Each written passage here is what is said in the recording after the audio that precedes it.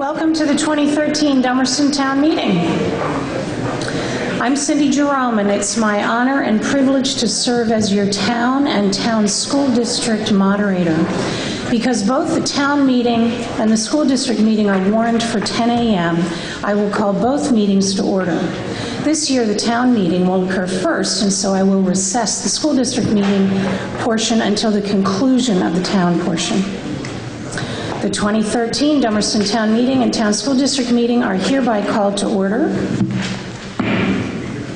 The school district meeting is recessed until the conclusion of the town meeting. Please rise for the salute to the flag. I pledge allegiance to the flag of the United States of America and to the republic for which it stands, one nation, under God, indivisible, with liberty and justice for all. Thank you.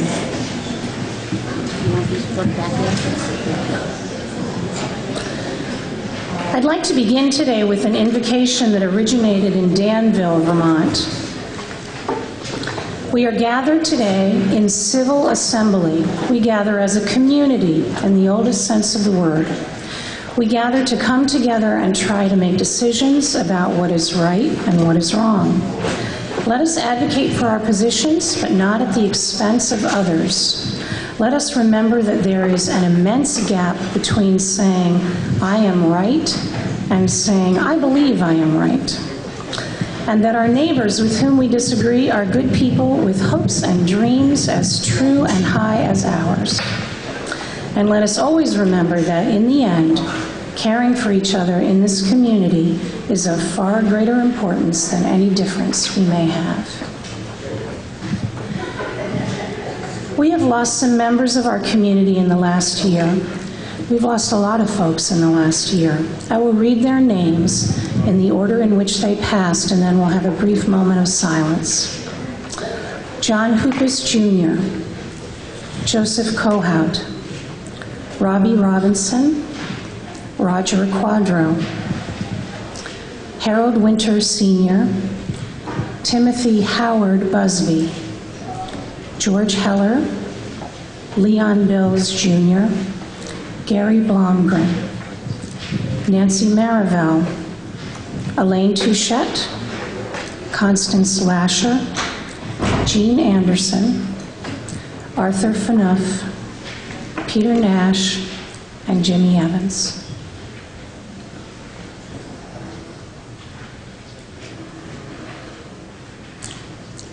Thank you. Let's acknowledge and thank the scores of people who work to make our town as special as it is. On pages 2 and 3 of your town report, all of our elected and appointed officials are listed, right down to the fence viewers and folks. If your name appears there, or if you serve on our road crew, volunteer fire department, or rescue squad, please stand up so that we may thank you.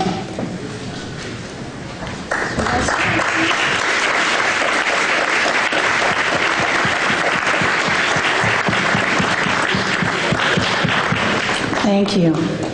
I'll remind you of the Adopt a Book program in the school library.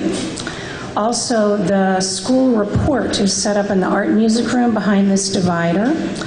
And there are Vermont state income tax booklets in the back next to Susanna Griffin, for those of you who don't want to do it all on the computer. This meeting is being audio taped by the town clerk and recorded by Brattleboro Community Television for broadcast on Comcast and Southern Vermont Cable. Residents can watch it for the next few weeks on Channel 10.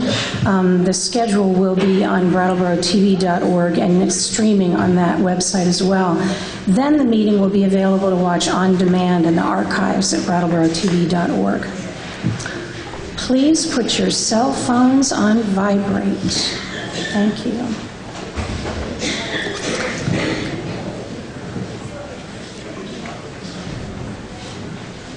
In order to speak or vote, you must be a registered Dummerston voter. It is our tradition, however, to make an exception for certain individuals. If there's no objection from those gathered, I will allow our school principal, Joe Carroll Ratty, our school district superintendent, Ron Staley, and the school district business administrator, Jim Kane, if they're here to speak. I will give the same privilege to our legislators and our governor, who's expected later this morning, and will interrupt our proceedings when they arrive so that they may present their reports and answer your questions. We'll break for lunch around noon. It's provided by the good folks at the Grange, headed by Larry Lynch Jr. The cost is the same as last year, $7 for adults and $4 for children.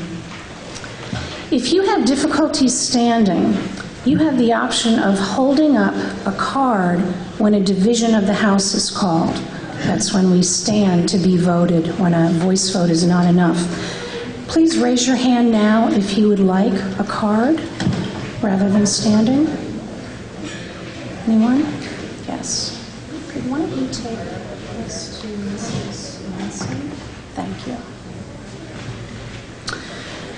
Pam McFadden, our town clerk, has prepared a very nice summary of the rules of town meeting. It's on the yellow sheets on the chairs around you.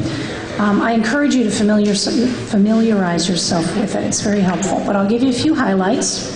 Robert's Rules of Order govern town meeting. All motions and remarks should be addressed to the moderator. To speak, raise your hand, and when recognized, wait for the microphone and state your name. Each time we need to know who you are. We have several young civil servants today running the microphones to speakers. I see Elin Pandalaki in the back, Jesse Jerome Wren, Ethan Bristol will be taking a turn as well, and there may be others later. I ask the members of the Board of Civil Authority to be ready to count if a division of the House is requested. My job is to help you, the voters, accomplish your will. If you're not sure how to do something, ask me. And if I'm not sure, I'll look it up. There is only one error in the town report this year, which I think is remarkable, and I commend especially Lori and Pam for that. It is on page 19.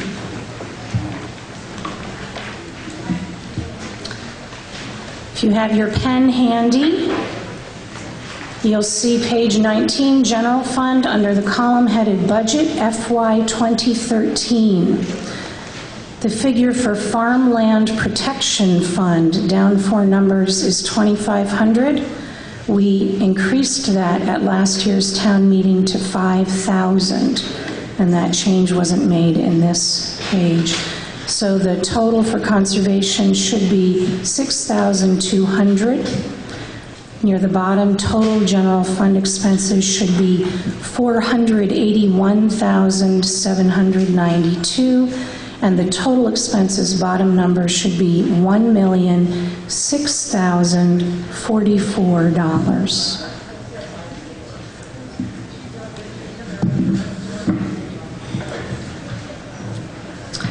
And now to the town portion of the meeting. You'll find the warning on page 56 of your town report. Article 1 refers to the election of town officers by Australian ballot, and so requires no action by this body.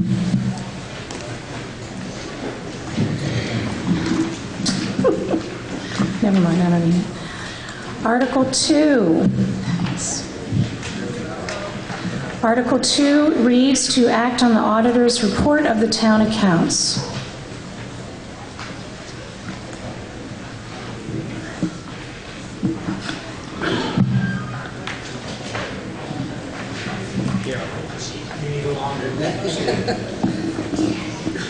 Ms. Moderator, I move that we accept the auditor's report of the town's accounts. Is there a second? Second. Thank you, Ruth. It has been moved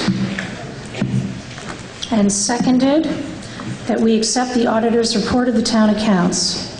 Is there any discussion? Do you have any explanation we need to hear, Steve? Probably not. Okay. You are voting to accept the auditor's report of the town accounts. All those in favor of the article indicate by saying aye. Aye. All those opposed? The ayes appear to have it. The ayes do have it, and the article passes. Article 3, to see if the town will vote to authorize its select board to appoint a receiver of current and delinquent taxes. Ms. Moderator, I'll move that the town authorize the select board to appoint a receiver of current and delinquent taxes. Is there a second? Any discussion?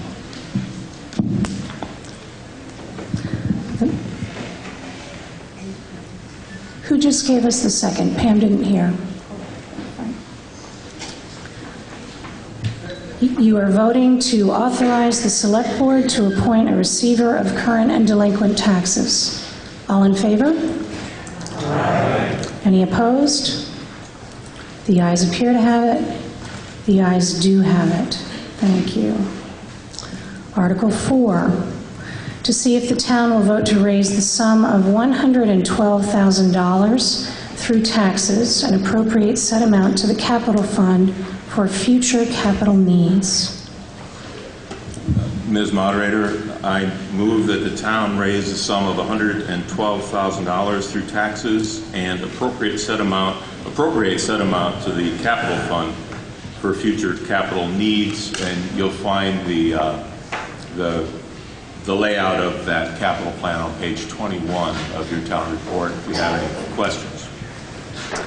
Is there a second to the motion? Second. Thank you, Ruth. The motion on the floor is to raise the sum of $112,000 through taxes and appropriate said amount to the capital fund for future needs. Is there any discussion? Harold? We need a microphone. Thank you. Mr. Moderator, I'd like to make amendment to that motion that we change that sum to the amount of $57,000 due to the fact of my feeling, and there is people's feeling, that we do not need to purchase a $55,000 more, which is included in that amount. I'll note that Harold Newell is the speaker. Thank you, Harold. Harold, I'm not going to accept that amendment because this motion is about raising money for future capital needs. I think you want to make your amendment with Article 5 when we're actually voting to authorize expenditures for the tractor mower blower that you're interested in seeing us not buy. That's your intent, right? Is to, okay. Then do you understand why I'm not accepting your amendment here? I'm telling you should offer it for Article 5 where we're actually spending the money. Yes, but... Thank you, Harold. I'll call on you then. Tom, would you like to speak for a moment just to why we authorize this amount, even though it doesn't necessarily correlate with how much we're spending this year? Yeah, well, as in, I guess it was 2 or 3 years ago, we realized that the $100,000 per year, which had traditionally been given to the capital fund, was falling behind the pace of inflation. So we increased that to an extra $2,000 a year for inflation purposes. And that helped catch us up. Some things that have happened in the meantime is the fire truck that was scheduled for 2018. The price of that went up, and so that amount was raised from $40,000 to $45,000 per year. As Harold pointed out, one of the purchases that was added to the capital plan this year was a tractor with a roadside mower and a blower. We went around and around with Lee Chamberlain, our road foreman, about this for some time. I think we want to say this for next one. I'm sorry, I meant that you could explain why we're not just raising what we spend each year, but instead okay, I misunderstood what the moderator asked me, so she doesn't want me to explain so much. Not yet. She just wanted me to explain the capital fund, which is sort of a rolling fund rather than, like 1 year we need a fire truck, so we have to raise $250,000, and the next year we only need a Ford truck, so we want to raise 70. We even that out over a period of many years, so that we have a consistent amount and our tax doesn't go up and down and up and down. So that's why we do this, and we'll get into the weeds later. So is there any discussion on the current motion? Yes, Harold?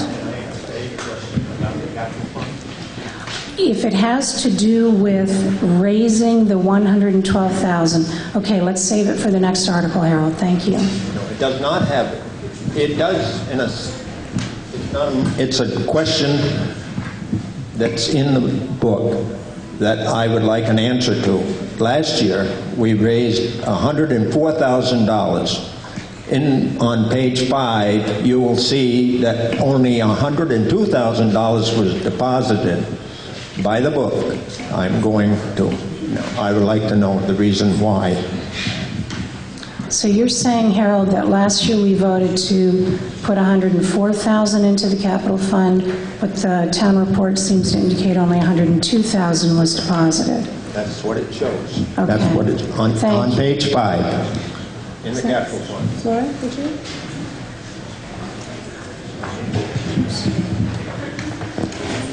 Lori's our town treasurer. We'll have her answer that. The $102,000 that was deposited was approved for FY 2012. The report on page 5 is the accounting from July 1st, 2011 to June 30th, 2012. In next year's report, you will see the $104,000 being deposited. Thank you, Lori. So it's a matter of the year that was reported, Harold. Okay.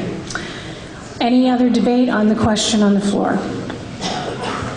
All right. You are voting to raise the sum of $112,000 through taxes and appropriate said amount to the capital fund for future capital needs.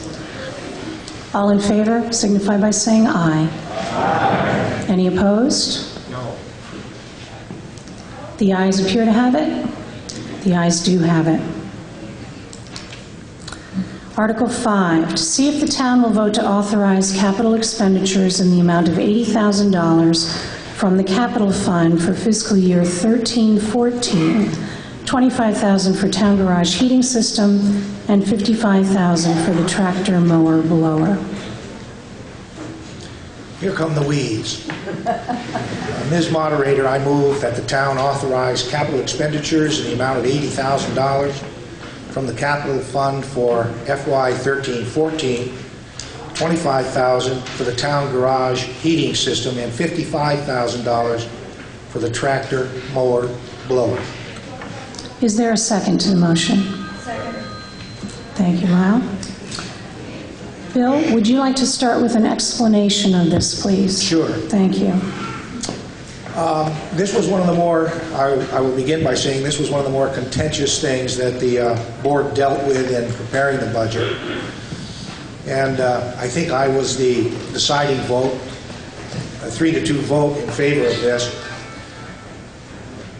We listened to a presentation by the road foreman, and several residents came to the meeting where this was discussed and put up opposition and gave figures. Personally, not speaking for the entire board, but when I listened to the arguments on both sides, I could not discern or see a discernible difference between the two positions, at least monetarily. And so I voted in favor of it for several reasons. Right now, we're contracting out our services, and we have consistently used a low bid, which has not always been the best bid. We and the road foreman have received complaints about some of the work done with the roadside mowing. The low bid has been in the $6,000 range that we have chosen, but the next bids, several of them, are close to more than double that, and probably the quality of work would show that. So first of all, we would be negating any need to contract out to anybody else. But if we did, that figures to over the next 15 years, which is the duration of this item that we're considering.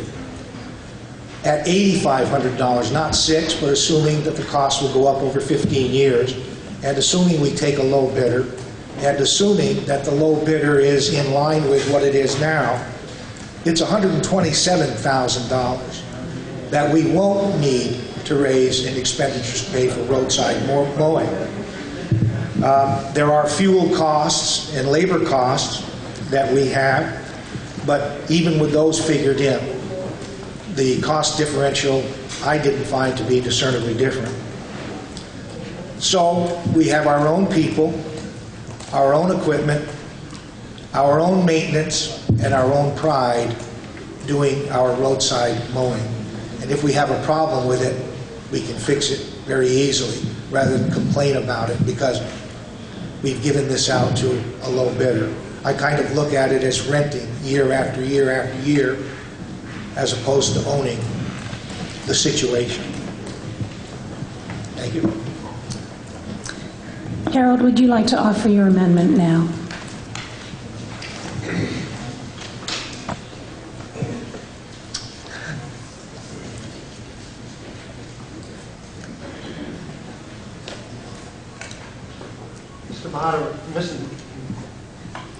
Ethan, can you turn the mic on for Mr. Knoll, please? Thank you.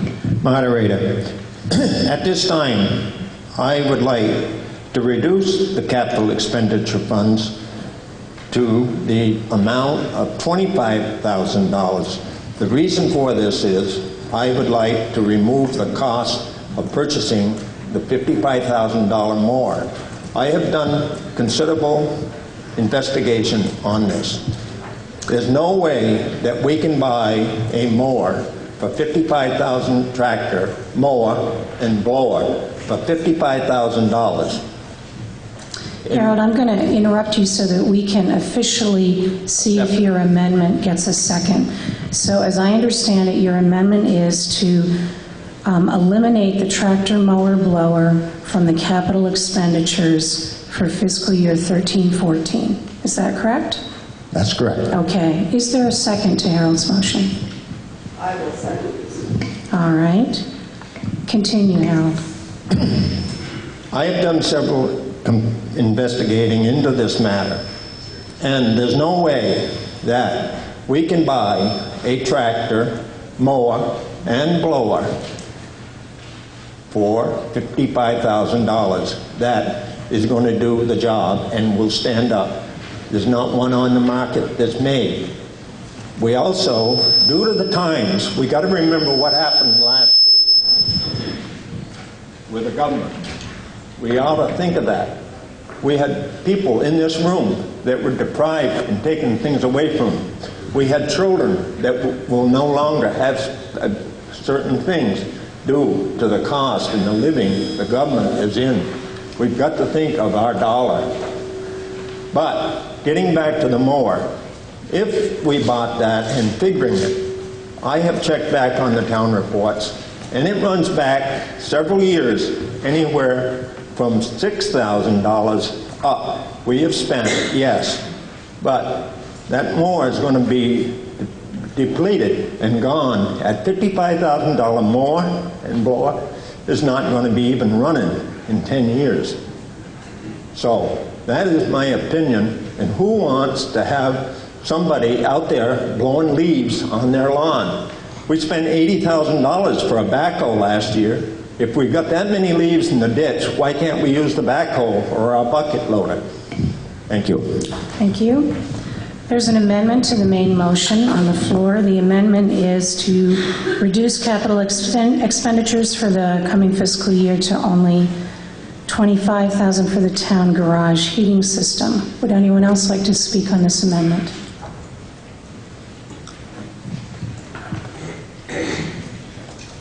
Can we get the mic up here, please? Oh, no? Okay. Anyone else like to speak on the amendment? Paul? Ethan in the front here. Do you see Paul standing up? I wasn't going to say anything today, but I just can't resist. Lasted for 30, not even 30 minutes. I know it. I also feel that it is a poor financial decision to be paying $55,000 for a tractor and a mower. Some of the things that I don't believe have been taken into consideration is the maintenance. As I understand it, part of the mower is going to be a flail mower. That's what I heard. And a flail mower, as I understand it again, is one of those that has hundreds and hundreds of moving parts, hundreds of teeth in the mower itself. And if you're going to be mowing along the sides of the road where there are rocks, barbed wire, tree stumps, your maintenance costs for doing this, for having this piece of equipment and using it in that fashion are going to be, in my mind, very, very expensive. In addition to that, you've got to operate the mower. The town increased the budget for fuel by $1,000, I think, to compensate for the cost of operating the mower. It increased the cost of maintenance by $1,000 in the current budget. So if you're looking at the numbers that have been presented and you're saying, well, $6,000 for a bid, you're down to about $4,000 now in terms of actual contract savings. And if you go to the $8,500 that Bill mentioned, you're down to $6,500. So when you depreciate that tractor and it's depreciated over 10 years, are there bees in here? and you depreciate it over 10 years, you're spending $5,500 on depreciation. And then the next time you come to buy that tractor, it's not going to be $55,000, it'll probably be $70,000. So really you have to look at your opportunity costs and where you're spending your money more diligently. So for those reasons, I'd be in favor of the amendment. Yes, Charles. Come on, Elon. There you go. It's fun to speak from the floor.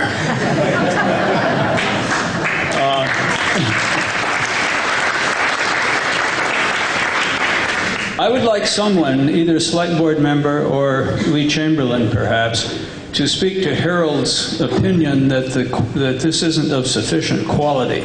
I assume that the board and or Lee investigated and looked at different models, different prices. That seems to me a critical question. If Harold's right, then it does cast considerable doubt over the motion. If Harold's wrong, then it seems to me we're in a different game. Lee, will you speak to this? Yeah. Thanks. Over there with the mic, please.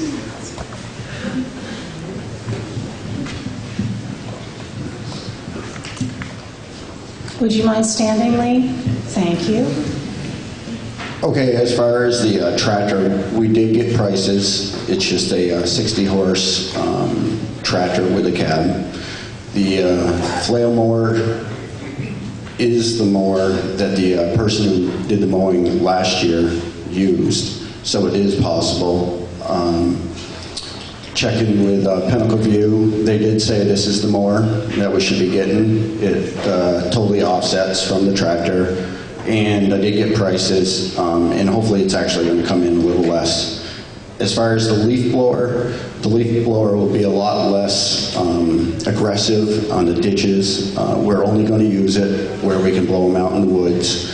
A lot less fuel is going to be used because we're only using one piece of equipment. We uses probably 12, 15 gallons a day compared to a backhoe, 1 or 2 dump trucks, which use up to 30 gallons a day. I do believe it's going to work. I think it's smart. And the other thing I wanted to point out was if we do not get the mower, we are going to have to add that $8,500 into contract services in the regular budget. And that will be for the next how many ever years. Zeke would like to speak. Go ahead.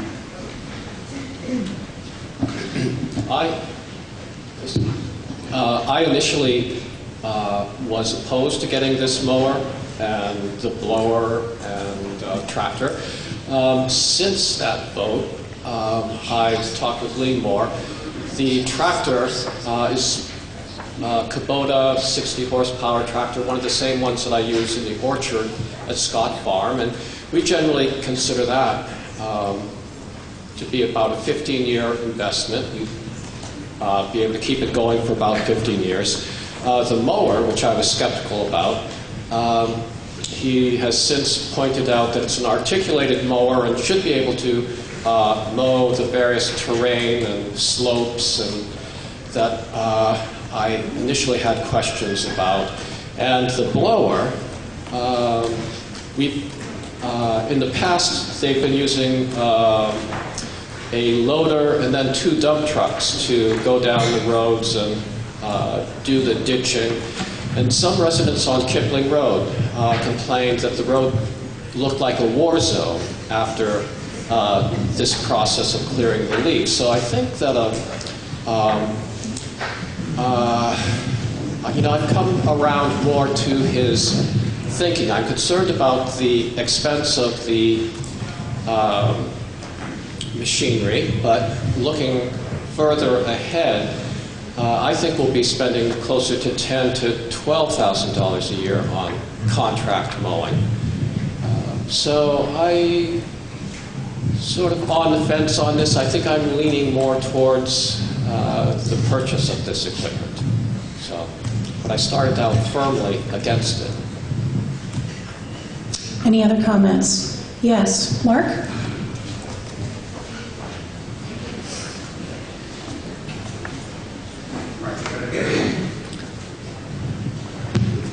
Mark Whitaker, thank you, Madam Moderator. I support Harold's amendment. I've done research on this as well, which includes talking to road foremans gone by. We had a tractor at one time, cost the town a lot of money. That's why they went to contracted services. That's a fact. It's a fixed cost. When his equipment breaks, it's not our problem. You say you got the labor. Well, when that guy's on the mower, that's one person less able to work on the roads on other projects. So I really find a problem with that. It's not like you're going to hire somebody new and our crew's going to go down one man for the weeks that they're mowing. As far as the job the contractor services does, when people aren't happy with it, they should contact the road foreman. Road foreman should contact the driver of that mowing machine and tell him he's not doing the job right. I mean, it's just as simple as that. It's an expense during very difficult financial times for many residents. It's a significant amount. It just came out on the capital plan this year with no notice kind of thing. Wasn't planning on it, and I just don't think it's a good deal, and I just think it's for the time being, and this could come back in a year or two, but right now it's not the right time to do this, and I support going with a contract bid on this and take the $55,000 out for the tractor. Kubotas aren't cheap. I don't know why they didn't look for another brand. Thank you. Beverly, right here. Beverly Kenny, I just have a question. What are the incremental labor costs to take on the mowing, specifically? Who can answer that question best? Bill?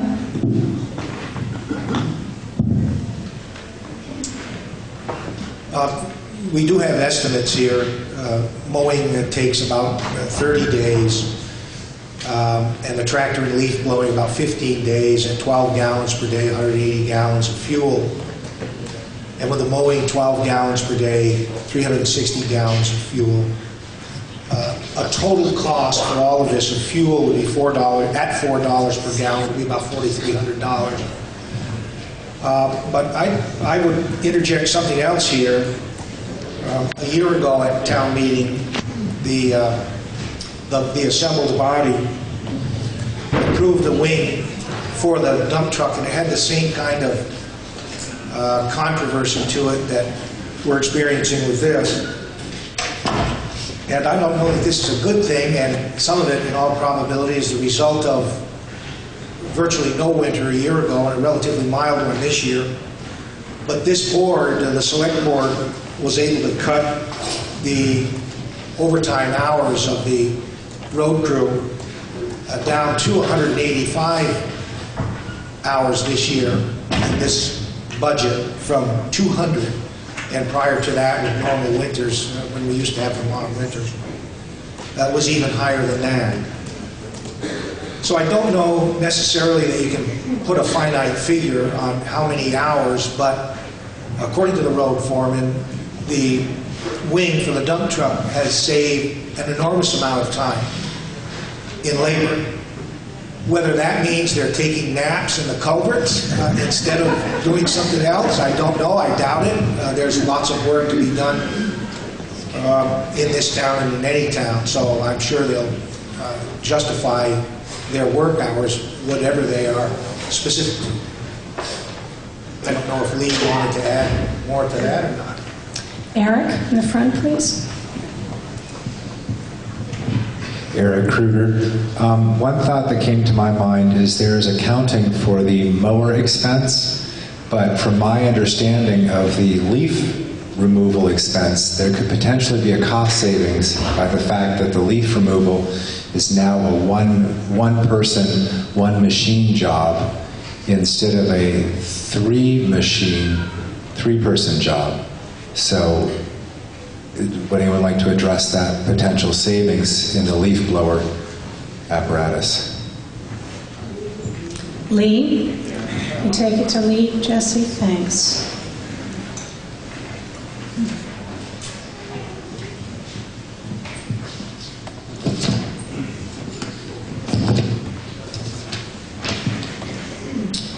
Yes, with the leaf blower, we should save around $4,000 in fuel.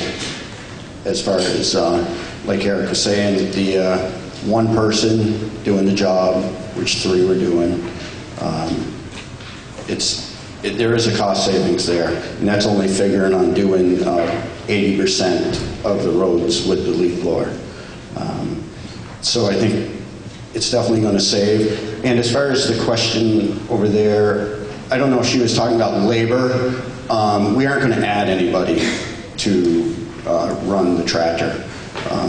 We'll do it when we feel it's necessary. We can work it in. It will have a cab, rainy days. So we're planning on doing it ourselves. Don Hazelton, you had a question? Hi, I'm Don Hazelton. I would like to see this amendment defeated. I am all for the new tractor. I think we're behind the times. We used to mow these roadsides with a scythe, and we got a cut bar. That was fine. Now, grass is not our problem. It's the brush on these roadsides. It's the brush coming in up higher. He's going to be reaching out and taking care of that. I drive quite a bit on Putney back roads, and if you go up and see the quality, it is something else, and they keep it mowed back so the vehicles, the fire truck can drive up the road and doesn't lose his equipment off the truck. And I've also followed they have a blower, and that thing is, they just drive along and you stay behind them. You're in no hurry to go past them because they're going at a good speed, and they get the leaves when they're dry before they get down and plug up the culvert. We're basically out after the rainstorm and unplugging the culverts. So I think this is a terrific thing to the town to own. Would anyone else like to speak to this issue? In the front over here? Hi, Steve Casabona. Are there any other uses for the tractor, or does it sit idle in the summer? Lee? Ethan, over to Lee.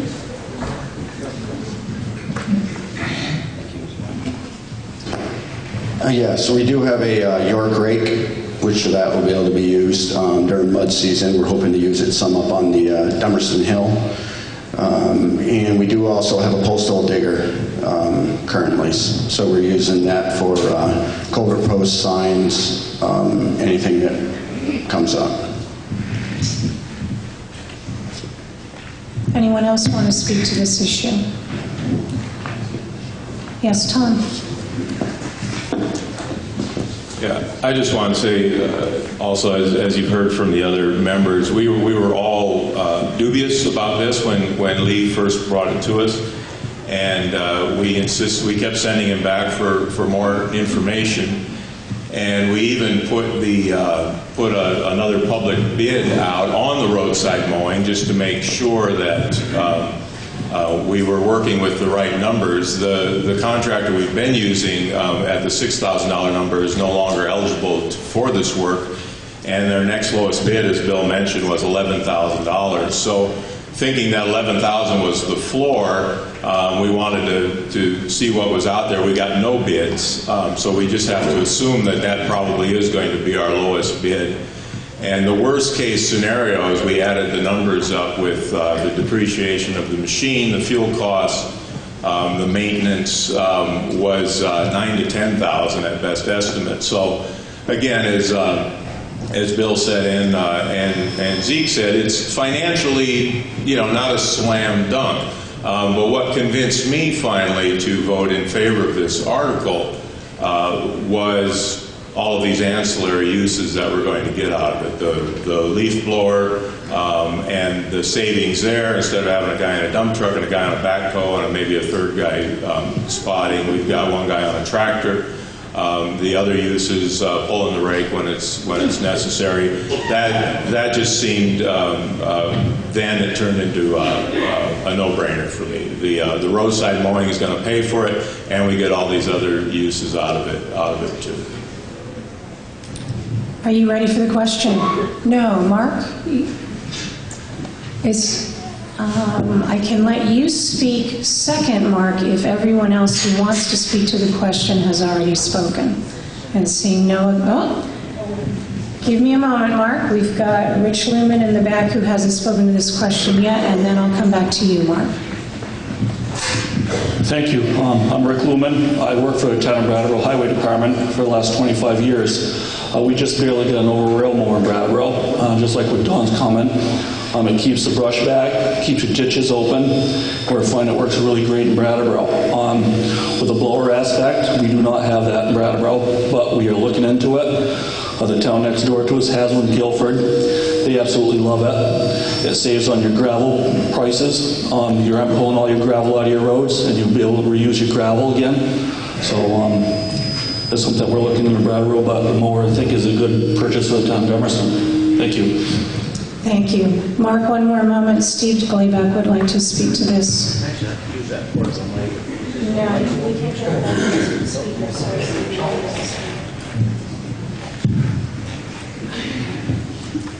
I was probably the most outspoken critic against this, and so, number one, I'm not sure we addressed the labor aspect that was asked about it earlier. I think we're asking about it. So there is a labor cost of around $5,000 to put our own person in it. And the bids, when the bid went out this spring, I think we had like 3 days or 4 days because it didn't get posted quickly enough, not by our fault, but it didn't get posted quick enough in the Reformer. So we didn't get bids back, and so I hate us to keep using the $12,000 figure that it's going to cost us in the future. I think that's just an estimate that we're using, and I don't know that it's fact-based necessarily. My concern originally was, and probably still is, because we mow ourselves with at least 3 tractors most of the summer and have the style mower I think Lee's talking about. It's really expensive to maintain it, so I think we may not have addressed all our maintenance costs. And the other thing is, when you're mowing roadsides, there's a lot of debris, both broken bottles, stumps you're going to run over, and anybody that's mowed roadsides will tell you that there's a lot of repairs. So we're just guessing on the repairs. Now I'm not against, I'm sure the town will do a good job. I'm sure it probably is much more beneficial cleaning ditches. I just always find, or don't always find, but quite often it's probably cheaper in the long run to hire contract services if you anticipate that your repair bills are going to be pretty high. So this is why I initially was against it. I felt our guys could be doing something more more productive by working on our roads when they'd be out mowing the roadside. There might be other things they could be doing. I'm a little concerned about the expense. I know that we've discussed the price. I buy a lot of equipment, and I haven't talked with Lee about exactly what he spec'd out, but $55,000 seems a little light to me, but I do know town gets a better discount. And I know we've already got the money in the budget this year to have it done, so I think we're using a lot of figures that we're not exactly sure of, and that all makes me a little uneasy. So I do have to support the board in that the majority approved this, so I think it's important to consider that I'm only one voice. But there are some costs that I don't think we've really been able to narrow down. Thank you. Our governor is in the rear of the room. If there's no objection, I'd like to take a recess from this question. When I come back, I'll call on Jody, who hasn't spoken, and then Mark, I promise. Steve, do you have? I'm sorry? Okay, all right. Thanks. Welcome, Governor Shumlin.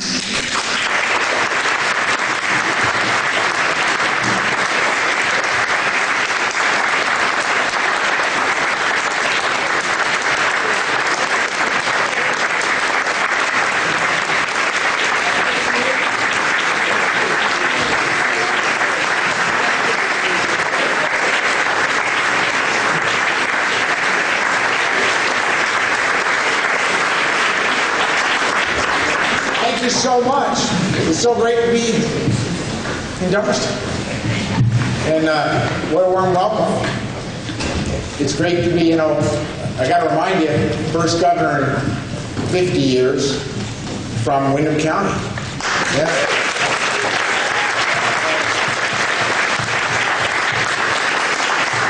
I just run in here to say thank you because I would never be here without you. So from the bottom of my heart, it's such a privilege to be governor of this state, and without Dummerston, I wouldn't have gotten there. You got to remember, the first time around, 203 votes. 80,000 votes cast, 203 votes, and 504 of them came from the town of Dummerston. So, that's not bad. Hey, I just wanted to, I know you're working hard here. You've got a great select board. And, you do? Yeah. So some of them you got rid of and you brought back, I'm noticing here. He couldn't afford not to be on the board. He couldn't pay his taxes. I just want to tell you a little about what we're up to and answer questions and just give you a chance to fire anything you want at me. We're making some real progress. And I'm proud of the progress we're making. We've made some tough decisions. We're going to continue to make some tough decisions. And let me tell you a little bit about what we're thinking. We have a lot to be proud of in the respect that as tough as this recession has been, Vermont actually right now has the 6th lowest unemployment rate in America. We have more green, clean, high-tech jobs than any other state per capita in America. We have the fastest growth rate, economic growth rate, of any of the Northeast states, including that one over to the east of us that sometimes brags that they're better at economic development than we are. Yeah. Live free or die or whatever it is. And the good news is that in 2011, Vermont was the only state in America to see income growth. It was only 4%, but that's 4% better than the other 49 states. So I want to talk, so that's good news. Now, there's still more work to do, and I want to talk a little bit about what we're thinking. In addition to having to manage my 3rd deficit budget, I've just done another one and it's not pretty, and make the tough fiscal choices that your select board's making and that we make in Vermont on a bipartisan basis. It doesn't matter what party we're from, we're cheap with money and I'm cheaper than most. But we are making progress on some big things that I think are going to grow jobs and prosperity for Vermonters. I just want to mention. By 2017, I'm bound and determined to have the first sensible healthcare system in America where healthcare is a right, not a privilege, where it follows the individual, isn't required by the employer, and where we spend our healthcare dollars on healthcare again.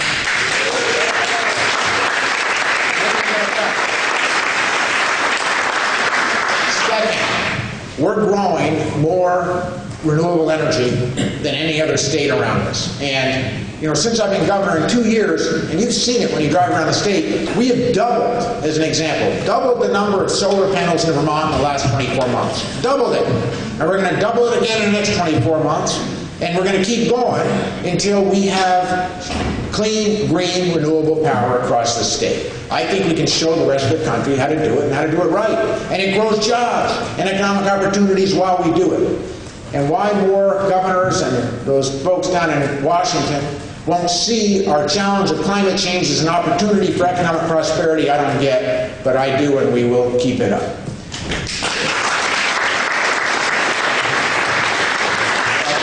Third, I made a promise because, born and raised in this county, raised my kids here, nothing worse than raising teenagers in Windham County because they can't get on the internet. So I made the promise that I would do something about that. And I promised that by the end of this year, we'd have high-speed internet access to every last mile of Vermont, including Dummerston. And we're going to do it. That's a big deal. And guess what? When we're done, this is the good news, when we're done, if Vermont were a nation, our own country, we'll have the 5th highest speed in the world. That's good news, because speed matters in this case. So we're going to beat the folks that we were behind when I took over 2 years ago. Croatia had us beat in connectivity. Cambodia had us beat. China had us beat. The other 49 states had us beat. We're going to fix it. Finally, I want to say a word about education. And I know your school board goes up next, or they're already gone. Yeah, they're doing a great job. But listen, here's our challenge. When I go around the state now, 2 years ago, employers would say to me, Governor, we're thinking about doing a layoff, or we are going to do a layoff. Give us your number, we'll give you a heads up. I'm like, great, thanks. Now they're saying something different. They're saying, if you could get us enough trained workers to do the work that we have, we could really grow like mad right now. And our challenge is we can't find enough kids or adults who are proficient, can do well in math, science, technology, engineering to do the jobs we have. That's the word. That's what's changed. That's a much better problem to have. Now we have, I believe, one of the best public education systems in the country. We just do. We have the highest graduation rate of any state in America. But I say we got to be the best if that's what we're hearing from our employers. So I proposed, and I dedicated my entire inaugural address to taking the money that we're spending now, because if there's anyone here that thinks we have more money to spend on education, raise your hands, because I'd love to meet you. But taking the money we're spending now and spending it better. And this is what I proposed. It's a package that we say to any kid in Vermont who goes to our state colleges or University of Vermont, if you graduate with a degree in a STEM field, and you stay and work in Vermont for 5 years, we will pay your entire last year of tuition from the money that we're currently sending to UVM and the state colleges in a block grant of money. Second, if you get a 2-year associate's degree, we'll pay your entire last semester. Now, why does that make sense? With all the work we've done equalizing the way we raise money for education in the state, Act 60, 68, and some people love it, and some people hate it, we'll debate it till the cows come home. Here's the scary thing. We haven't moved the needle one iota, not an iota, in terms of moving poor kids beyond high school. That's a big problem in a state that needs more young employees. So we need everybody in. We got to move more kids beyond high school. It doesn't mean you need a 4-year degree. It doesn't mean you need a PhD, although all that would help. It means that you need more training in high school, because we know that the world that our parents grew up in this state, if you had a high school degree, you could get a good job and you could do well.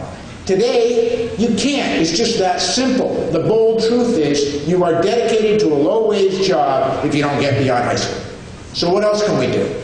I've said, let's allow the existing money we're spending to implement massive dual enrollment in early college. That means that if you look at what they're doing at BUHS as an example, and Tom Yon and the team's doing an extraordinary job, we certify teachers like Tim Kemp and others to teach college-level courses at Brattleboro Union High School with the same money we're spending now, so that kids can get a free year of college while they're in high school on the $15,500 we're already spending. It makes good sense. We've gotten the state college to agree they'll charge $150 a head to make that happen, all across the state. That's huge progress. Second, they've said, any student that wants to take a course at CCB or the state colleges, and you know I'm bound and determined to build a whole new state college system right at the Brooks House that we're about to start renovating here shortly. But what we said is, for $350, they can take any course they want at state colleges, UVM, the entire state system, $350, get college credit if you don't have a course at the high school that is interesting to you. That's a great idea. Now what I've said is, we will pay for that. The state will pay for that for the first 2 years, then the money's got to follow the kid. I don't think it's too much to ask out of $15,500 a year average spending to spend a few $100 giving these kids a chance at getting a free year of college before they even go out of high school. So that makes good sense. Third, I've said, what's our problem with math? Here's the challenge. While we do pretty well K through 8, this school is a great example with Carol Joe and the team leading it, we get about 68–70% proficiency in math through grade school in Vermont. That's how we test compared to the rest of the country. When we get to high school, we drop down to 44%. 44%. Less than half of our kids qualify for proficiency in high school math. So I call up my Secretary of Education, I say, what's the story here? He says, well, Governor, you shouldn't be surprised. He said, 47% of Vermont high schools require that you complete algebra at the end of 9th grade. 32% require that you complete geometry at the end of 10th grade. And in 11th grade, that's what the test is based on, so how do you expect these kids to do well if they haven't ever opened up the book? And so I'm saying, well, that seems like a no-brainer. Let's require that by 9th grade, every kid has taken algebra, and by 10th grade, every kid has taken geometry. And a lot of folks say, well, not everybody can do it. And I keep saying, listen, if you can teach this dyslexic kid from Putney algebra, which they did, and geometry, which I almost failed but got through, we can teach anyone in Vermont how to do algebra and geometry. Third, I've said, for grade school, let's ensure that every kid has an individualized plan that gives them the flexibility to learn where they should be learning. What I mean by that is, with technology, with the flexibility that we have in the system, give them more options to learn to their style of learning. And develop a plan so that with internships and apprenticeships throughout the grade school and high school experience, so that they equate very early on the job with the income they're going to make and the amount of education, the areas past they're going to pursue in education to get there. So that's sort of basic common sense, it seems to me. And finally, I've said this, and this is where the going gets a little rough up in Montpelier. I have said that let's make the biggest single investment in early childhood education in the history of the state of Vermont. $17 million to make sure that those low-income kids that I'm talking about that aren't getting beyond high school, get beyond high school. Now, this isn't rocket science. We know that for every dollar we spend on early childhood education, we save $7 later on. But forget the money. Appeal to the heart for a minute. You know, we're talking about their lives here. If you give kids a strong start, chances are they're going to get farther in the education system, they're going to do well, and they're going to have a bright future. So this is where the going gets a little rough. I don't believe that there's a new pot of gold out there to spend. We're out of money. Vermont's biggest problem isn't that our taxes aren't high enough, it's that they're too high. Too many of you are going across the river right now in New Hampshire to buy your stuff, you know. It hurts downtown Brattleboro and the rest. We're all doing it. It's not good. So this is what I'm saying. There's no new taxes.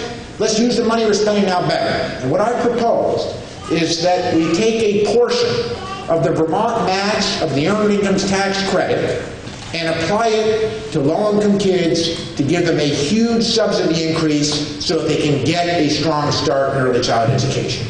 Now that's controversial, as you can imagine, but it makes common sense, and let me tell you why. The federal Earned Income Tax Credit is one of the greatest fighters of poverty that was ever invented. You get a once-a-year check at tax time. 27 states don't match the Earned Income Tax Credit at all. Vermont does. And in typical Vermont fashion, we're the second most generous in the nation. That match in Vermont has gone up 49% in the last 8 years because it's indexed to the federal credit. Now, we all think tax credit and we think, wow, they're getting money back that they paid. No. In Vermont, 86 cents of that money is coming from you, the other taxpayers, just like other programs that help low-income folks. So take that myth right off the table.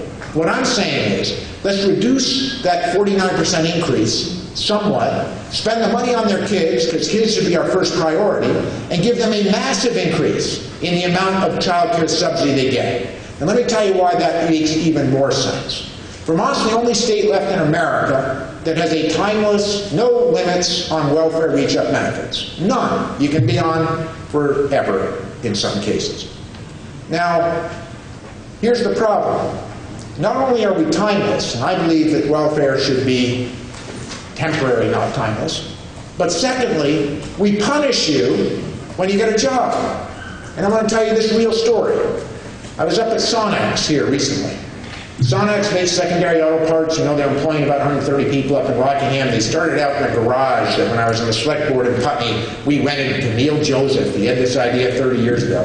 And he started out in the Art Shack, the old Wyndham College Art Shack, right? He built it up, very prosperous company. At the end of the tour, the CEO, because Joseph sold it, he's out of there, says, hey, Kevin, can I talk to you for a second? I said, sure. He said, listen, why do you have a welfare system that punishes people? I said, well, what do you mean? He said, well, I just want to tell you the story. I hired a woman from Brattleboro recently. She got pregnant when she was 15. She had 3 kids.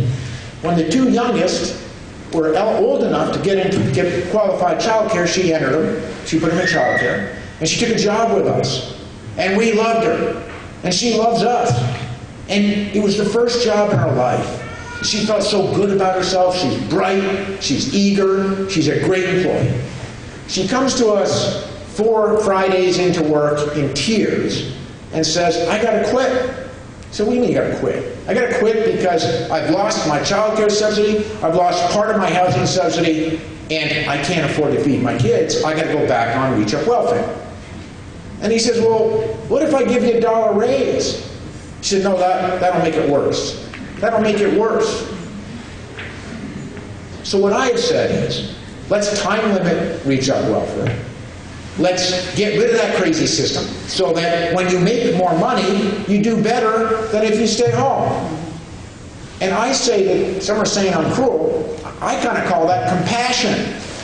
Changing a system that locks you in poverty and gives everybody a chance at prosperity and gives the kids a strong start. So listen, we'd love to have your help. I've blabbed on too long, but let me tell you this. One thing I've learned about Montpelier, for every idea, there's 10 advocates who don't want to change a thing. Because they like the money running exactly the way it is, and they don't mind taking it out of your pockets and keeping it in theirs. So anything you can do to help us, if you run into your legislators, you know, at town meeting or something, ask them, why aren't they supporting the governor's education package? If you run into your state senators, call them up. There's one right back there, Jeanette White, she's with me all the way. Get the other guy. Hey, I'd love to answer questions if you have. Thanks so much for letting me in. That's what we're up to.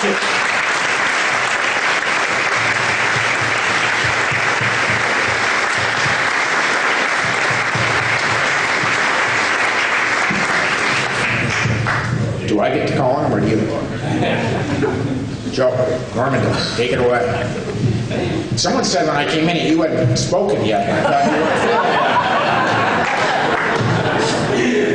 No, I'm just going to be quiet. Excuse me, I've got a little bit of a cold. Peter, what you just said about education and treating kids at their own level is wonderful. But I want to know how that's going to be accomplished in a school, a local school like this, because kids do learn, as you very well know, kids do learn very differently. And how much pressure can Montpelier put on, like Dummerston or Guilford or Vernon, to treat each child individually? Thanks. You know, I think, first of all, it's less of a grade school problem and more of a high school problem. I mean, for example, I don't think we do enough to promote the tech centers in the education process. You know, not everyone's going to get a 4-year degree. That's okay.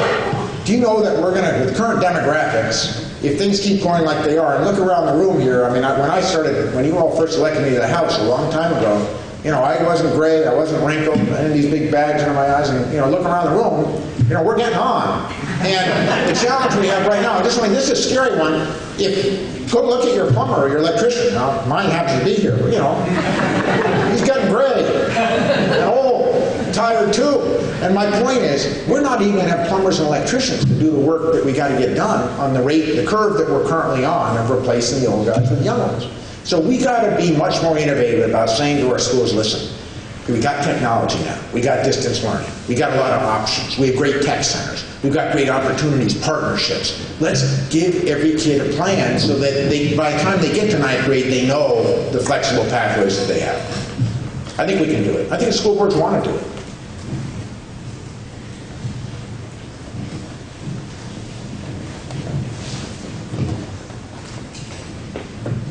Hi, Governor. I'm wondering if at this point you can tell if the single-payer health care system, if you're successful at doing that, if rates for low-income people will be any different than they are right now under Catamount. Yes. Because we've understood, because we have a personal interest in this, that what's now a very affordable Catamount healthcare plan, when it gets switched over to single payer, the cost would go up. Okay, so let's just be really clear, because that's a very common misunderstanding. And this has nothing to do with single payer, what you're talking about. What you're talking about is that when the federal bill, which just want to make clear, I have nothing to do with that one, talk to your president, your congressional folks, and, you know, there's a lot of reasons why it's a good bill for Vermont, but when the federal bill goes into effect, the plan is much less generous than Vermont's current plan. And I won't bore you with the details, but that's just the way it works. And so everyone goes into the exchange, including folks on Catamount and so forth. And this is true in all 50 states, but a lot of the states are so cheap with their health care benefits for low-income residents that in Vermont, because we cover up to 350% of poverty, we're very generous, the most generous in the country, the federal standards are lower and people will get punished. So I put money in the budget to help close that gap. We're one of 2 states that are trying to close the gap between the federal bill and current state law. However, don't confuse that with single payer. So that happens in 2014. We're going to help close the gap. We won't be able to close it all the way. We'll close some of it. But in 2017, the single payer plan totally changed the way we deliver health care in Vermont. Healthcare becomes, a Green Mountain Healthcare card becomes a right of residency of the state of Vermont. We will all pay for it, but not based on healthcare insurance premiums. Instead, we will be proposing a financing plan where everybody pays and everybody's in. And it will be based upon your ability to pay. So lots of confusion. I'm glad you asked the question, but that is a result of the federal bill for Vermont. It has nothing to do with what I'm doing. All I'm trying to do is help close the gap as a result of federal action. But people will be required to be on that plan. Catamount will be gone. That's right. The federal bill requires that 50 people or less, that everybody buys to the exchange. Now listen, that's not a bad thing. You're going to find that if you make a family of $92,000, which is most Vermonters, or an individual at $46,000, that you're going to get a federal subsidy to help you pay for insurance premiums that you're currently paying for.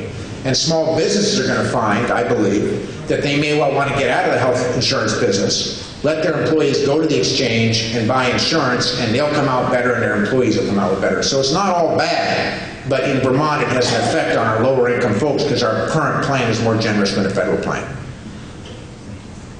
But I'm glad you asked that, because everyone thinks, oh, this is single payer. No, it's got nothing to do with single payer. This is the Affordable Health Care Act that I didn't write. Now, my own view is it's a step in the right direction, but it doesn't solve the problem, because it does nothing to contain cost. And that's our real challenge in Vermont, is how do we spend less money for better outcomes? Yeah, Ruth.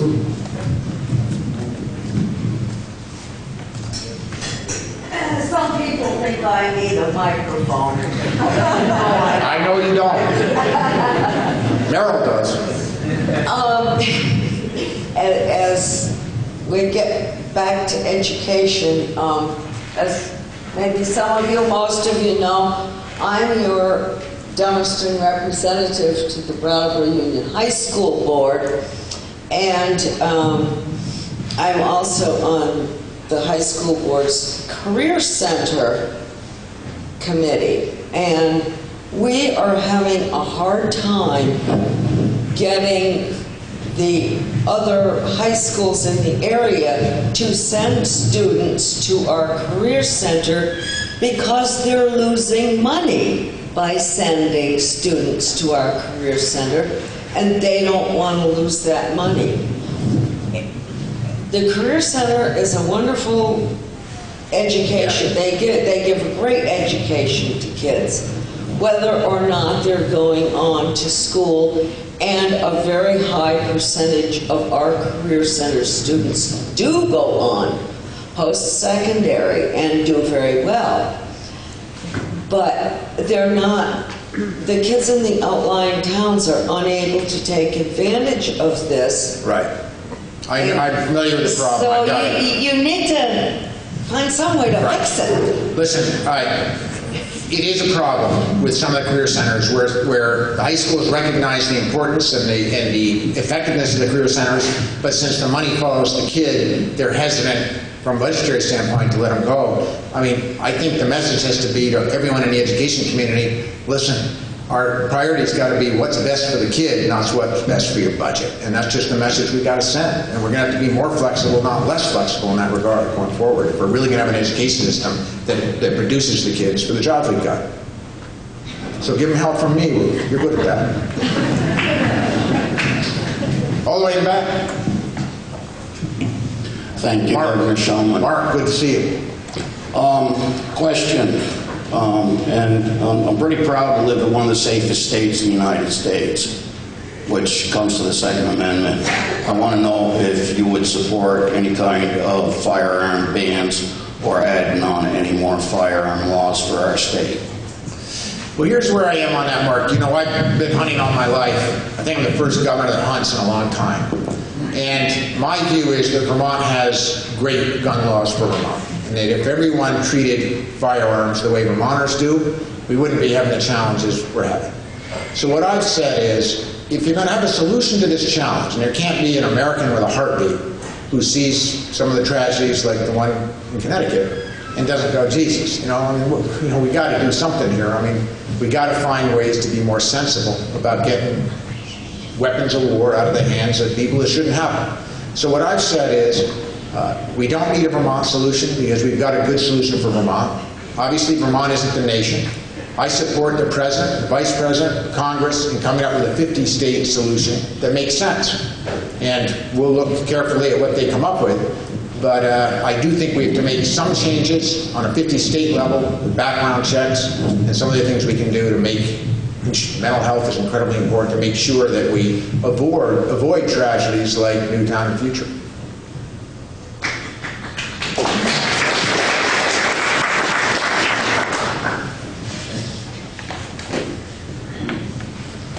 Thank you, Eric Kruger. I was wondering if you could address the ongoing legal issues with Vermont Yankee and what I sort of see as a David and Goliath corporate throwing money at the little state of Vermont, and especially in light of what I understand is now a money-losing proposition for Entergy. Thank you. Well, two things. As you know, we are pursuing an appeal of the decision that was made by Judge Murtha at the Second Circuit, and I have some hope that they'll come up with a better decision than we got down here. Second, I have a lot of confidence in the Public Service Board. As you know, they're considering the question of should the plant, is it in the interest of the state to continue to operate the plant, and should they get a certificate of public good to do so going forward. So those are the battles we're fighting. You make a good point at the end, which is that because of the fracking and the cheap price of power right now in natural gas, it is debatable, I would think, whether an old plant like that is economical to run. And as you probably know, the condenser is having some challenges. Every time it gets warm, August, July, last summer they had to shut it down a couple of times because the condenser is a little over 40 years old now, and it was designed to run for 40 years. And it's a pretty important piece of the operation down there. So, I don't know, I can't comment on the economics of the future of the plant, whether Entergy won't just decide, let's stop losing money on this thing, or whether they are. But I can tell you that we're pursuing the position that it's an old plant that should have been retired last March, and we're going to try to win it in court.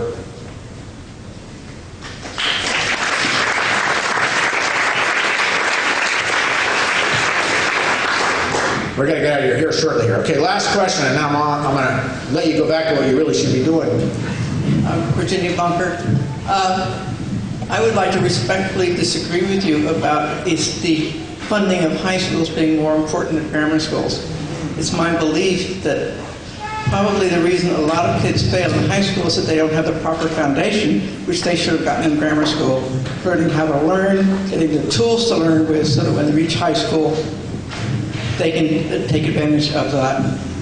Yeah, let me be clear. If you heard me say that the funding is more important, I was misunderstood or I misspoke. That's not what I said. I said that the flexibility in high school for what paths to pursue, whether it's the tech center or other options, is more important than in grade school, where a school like Dummerston gets you the individualized help that you need. And it's a lot easier to do at the elementary school level, when frankly you have fewer options. You got to teach them how to read, write, and do arithmetic. In high school you have other options where flexibility, in my judgment, is more important.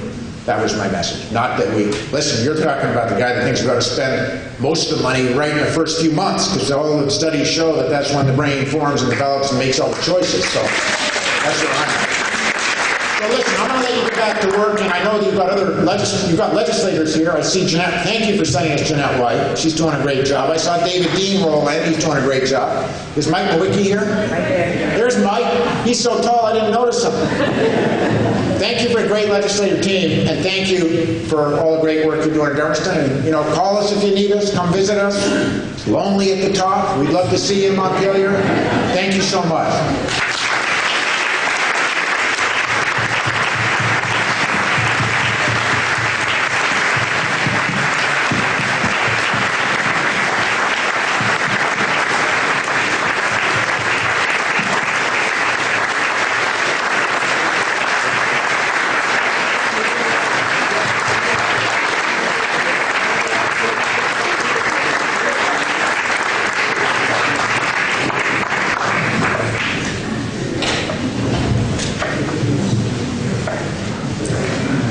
To get a sense of the voters in the room, we are in the middle of an amendment to a motion on the floor. At the same time, our three legislators are in the back of the room. What is your pleasure? Do you wish to return and finish the amendment, or shall we let our legislators speak right away? Finish the amendment? Let our legislator... Okay. We'll invite our legislators to speak. Thank you.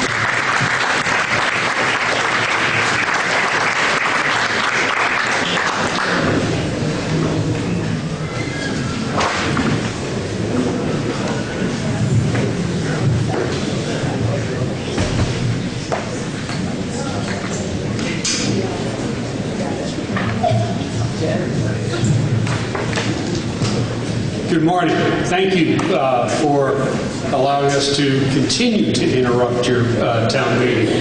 And I also want to thank you for giving me the opportunity to serve you in the Vermont legislature. Legislature started as late in January as you can, January 9th. However, even with the late start, we have been busy. I chair the Fish, Wildlife, and Water Resources Committee, and I'm also Vice Chair and Ranking Member of the House Rules Committee. My Fish, Wildlife, and Water Resources Committee has passed out 3 bills. One will help towns and regional planning commissions to better prepare for flooding. The next would extend the Petroleum Cleanup Fund, that is the immediate response to leaking underground storage tanks and for gasoline. And the last, so far this year, deals with several hunting and fishing issues, including the powers of the Fish and Wildlife Board, antlerless deer season, and allowing for a group fishing license for therapeutic purposes. As for future activities this session, we will be addressing the provisions of Act 138. My committee commissioned a report under Act 138. It was prepared by the Agency of Natural Resources, and it comes from a revitalized interest in water quality, driven by the significant impacts of Tropical Storm Irene and the spring flooding in 2011 in the Lake Champlain watershed. Moreover, the disapproval of the Lake Champlain cleanup plan by EPA and the impairment of other state surface waters have refocused legislative efforts on the recommendations in the Act 138 report. To that end, my committee is working hard on a shoreland vegetative protection bill. And beyond Act 138, we are working on a bill that would bring oil pipelines, especially those that would move tar sands, under the purview of Act 250. Now, a little departure. Michael and Jeanette and myself all co-sponsored a resolution. The resolution is honoring Winifred Vogt on her receipt of the 2012 Successful Aging Award from Senior Solutions.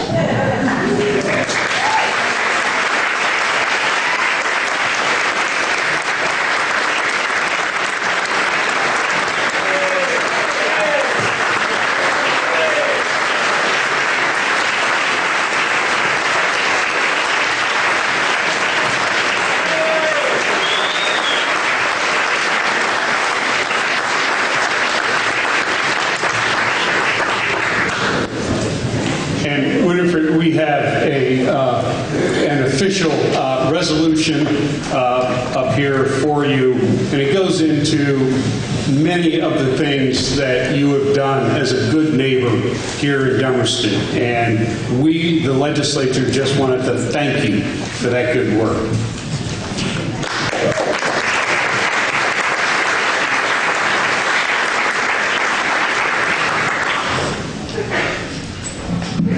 Good morning.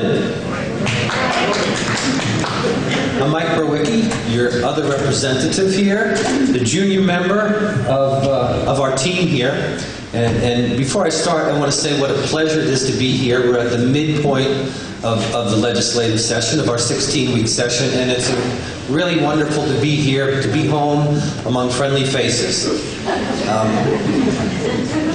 I also appreciate the people I work with here, and I just want to say that working with the dean of the house here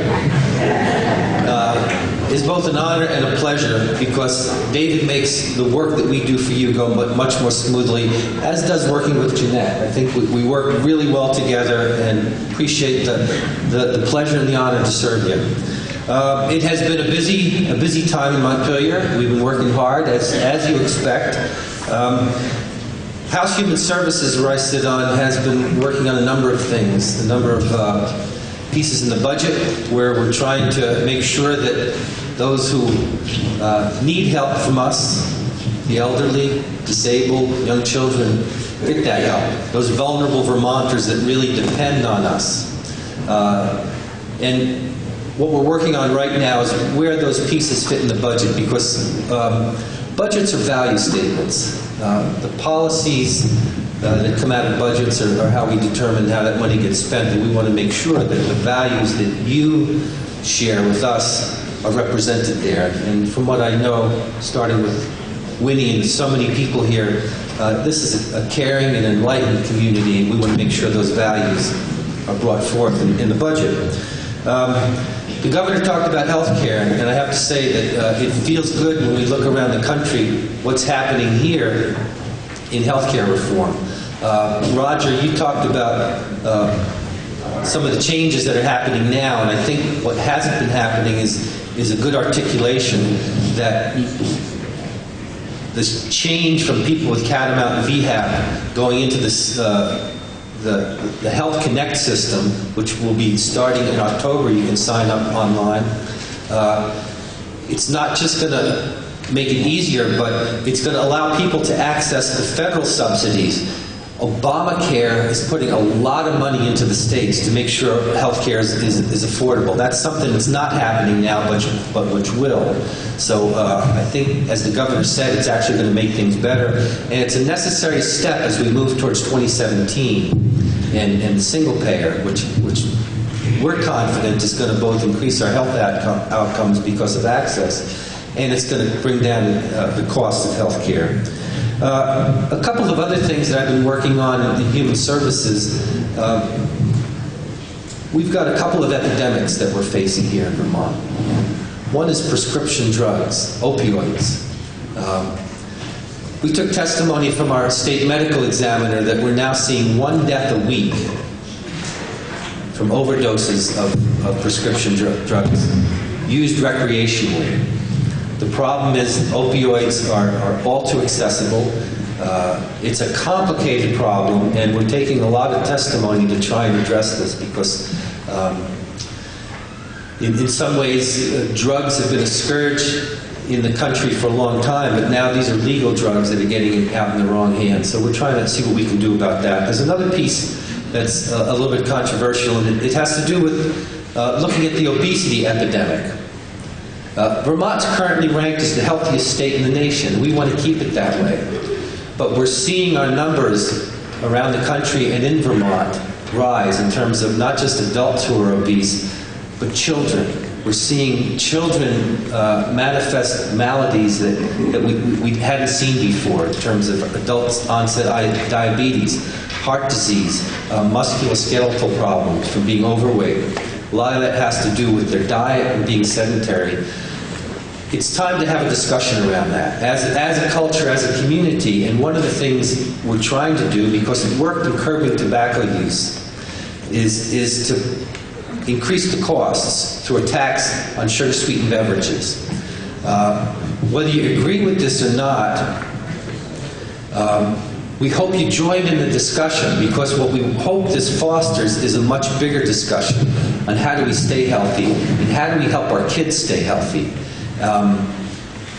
As we move ahead, maybe this isn't the best way to go, but we do feel it's time to have that discussion. Before I close, 2 other things I want to mention. In House Human Services, we've been working on advanced directives. If you don't have an advanced directive, it's not that hard to do.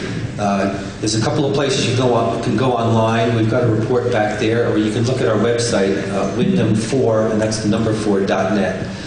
It's a pretty easy thing to do, and it ensures that your wishes are followed at the time when you might be least likely to be able to make that decision, and where your family might find it as difficult as ever to make that decision. So if you make go through that process now to get your advanced directives in order, it'll be easier later on. The other thing Vermont has that a lot of other states don't have is an online directory, which means you don't have to carry that piece of paper in your back pocket all the time.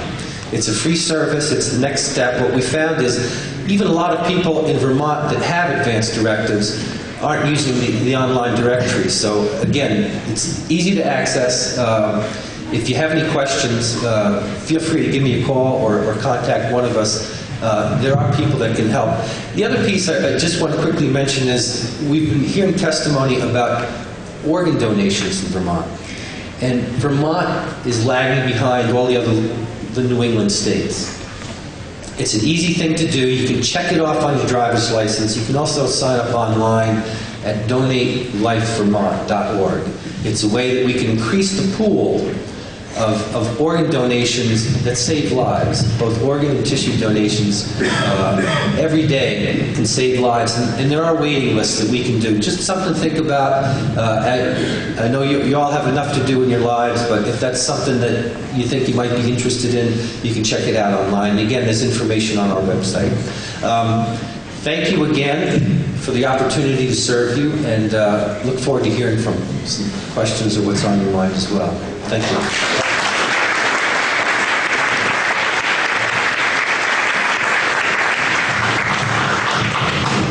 Thank you.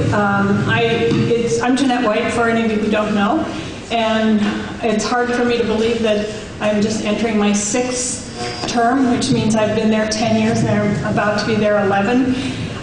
For those of you who thought I was going to be there a couple of years and then you'd get rid of me, I'm sorry. But I am happy that you keep sending me back. So in the Senate, we serve on 2 committees, a morning committee and an afternoon committee. I chair government operations, which is, in my opinion, a lot of people don't like that committee because they think it's kind of a throwaway. I actually think it's the most important committee, other than probably the one that spends the money. But because we look at the kind of bedrock of democracy. We deal with elections issues, the structure of government itself, all the state employees, municipal issues. So without a good foundation, whatever else we do, I think, isn't as meaningful. So I like to tout my own committee. One of the things we're doing on that committee this year is, and I know that in the legislature we kind of tinker around with things and it drives some people crazy, and one of the groups that we seem to drive crazy a lot are town clerks.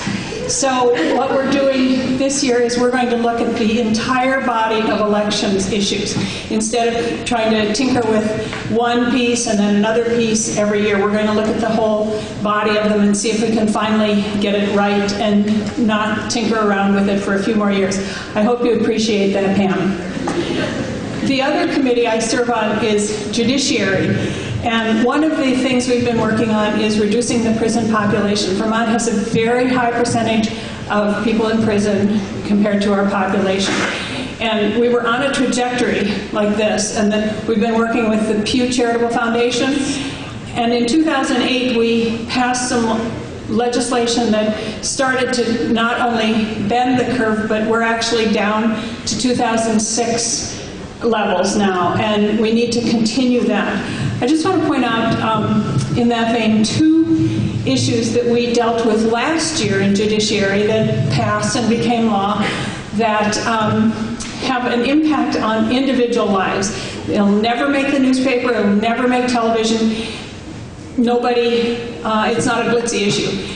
There are, and I found this hard to believe, there are 24,000 people in Vermont who are driving with suspended licenses. That means if you take the population across, just an average population, about 10 or 15 of you here are driving without suspended license, or with suspended licenses. So, and most of those are from failure to pay fines. They're not criminal at all. They're just failure to pay fines. And what you do is you get a speeding ticket, you can't pay it, you don't pay it, your license is suspended, you get caught again, it's suspended again, it just keeps building. Pretty soon your fines are so high you're never going to be able to pay it. And you're not making enough money to pay all those fines, but you have to keep driving to go to work. So what we did is passed a law that says that you can go to the diversion board and enter into a contract that will look at the amount of your fine and say how much can you afford to pay and over what period of time, and can reduce the fine and can sign you up with a contract. The minute you sign that contract, you get your license back legally. As long as you maintain that contract, you have your license. So now you can go to work with a legal license. And many people have taken, it just came into effect in January, but many people have already taken advantage of it. And it's a huge deal for those people whose lives it impacts. The other one is, and I know this has never happened to any of you, but you're in 1967, you're in college, and you're at a party, and it's busted, and you get caught with a little joint. Ooh. So you now have a felony record, and now you're a grandmother, and you want to chaperone your kid to the Boston Science Museum. You can't do it because most schools have a policy that says if you have a drug-related felony, you cannot, or charge at all, you cannot be involved in school activities as chaperones. So what we did is we allowed people to expunge their records. Certain records, after they're over 10 years old, can be expunged. And about 30 people in Vermont have so far taken advantage of this. And again, it isn't a big glitzy issue, but for those 30 people, it's very important. I'm going to talk about one issue that is not in either of the committees that I serve on. Well, it was halfway in one of my committees, and it's the, however you want to call it, death with dignity or physician-assisted suicide. We had a well-thought-out bill that took lots of testimony. It was 22 pages, and I know some of you think that's probably too long, but if you read the bill, you would know that it really was well thought out, lots of testimony. And at the last minute on the floor, there was an amendment that struck the entire bill and substituted an amendment that simply is immunity for a doctor who gives a prescription to a terminal ill patient and they overdose on it, intentionally or not. So now, if you oppose this initiative and because you think it is physician-assisted suicide, you've lost because now indeed it is physician-assisted suicide. And if you supported this initiative thinking that it was patient choice at the end of life, you've lost because there is no such thing. So you may ask why we voted for it, because it did pass the Senate. And I have the luxury of being at the end of the alphabet. And we almost always call the roll alphabetically, except for when Senator Ash, who's from Chittenden, asks for reverse phone call, or reverse roll call, and then I'm first. But I was at the end, so I had the luxury of voting my conscience and voting against this amendment as it was. But had I been at the beginning of the alphabet, I would have had to vote for it, because voting for it meant it at least stayed alive so that it could go to the House, and the House could hopefully do something with it. It's not very often that we ask the House to clean up our messes, but this time we really are asking the House to do something about it. So if you have any detailed questions, I won't go into any more detail on that, but if you have any questions on it, please feel free to call me or ask me. It's really misunderstood bill and amendment, I believe.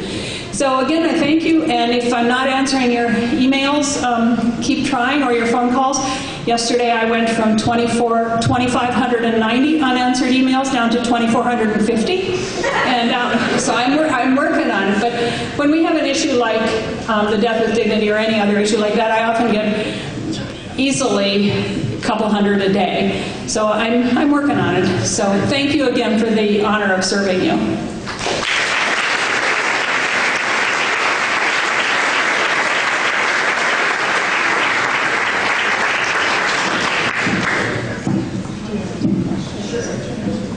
Does anyone have a question for any of our legislators? Joan.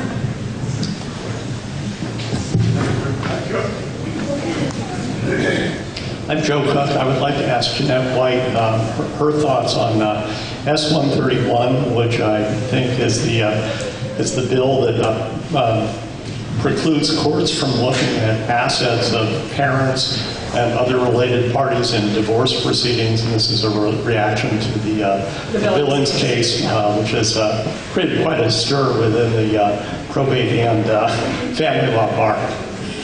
On the Judiciary Committee, speaking of emails, on the Judiciary Committee we heard from every attorney in the state and every estate planner in the state. And they might be the same, but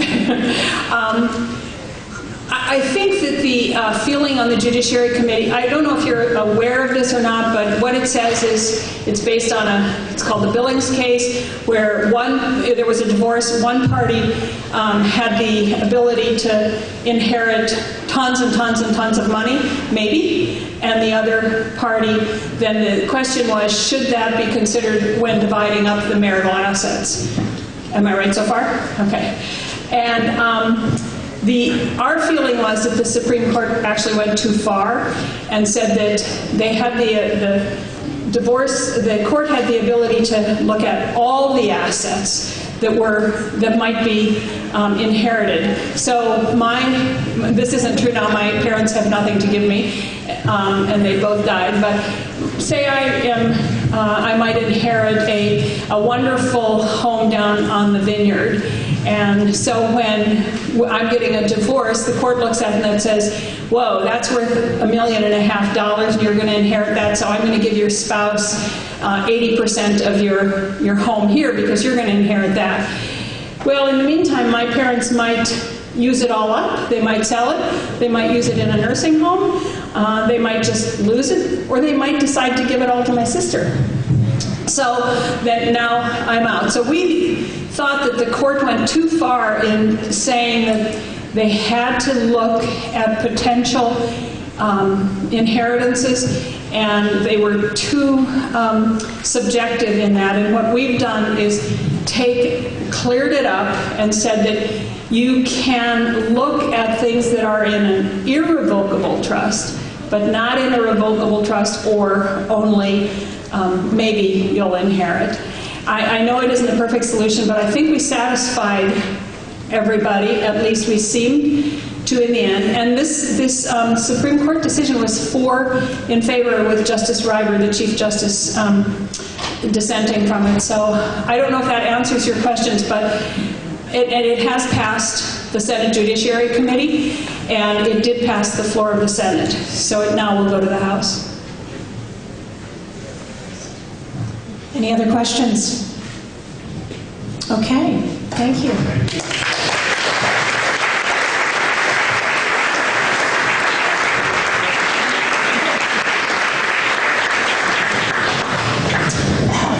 We are considering an amendment to Article 5. The amendment would eliminate the $55,000 from the tractor mower blower and leave just the $25,000 for the town garage heating system. Jody, do you still want to speak to this? Yeah. Okay. A mic up here, please. Jody Norman I'm in agreement with this amendment that Harold proposed and Mark is in agreement with. And the reason is, I was at a select board meeting when this was discussed, and two of the members, as were stated, were against it. And Steve has probably got more equipment than anybody else around here.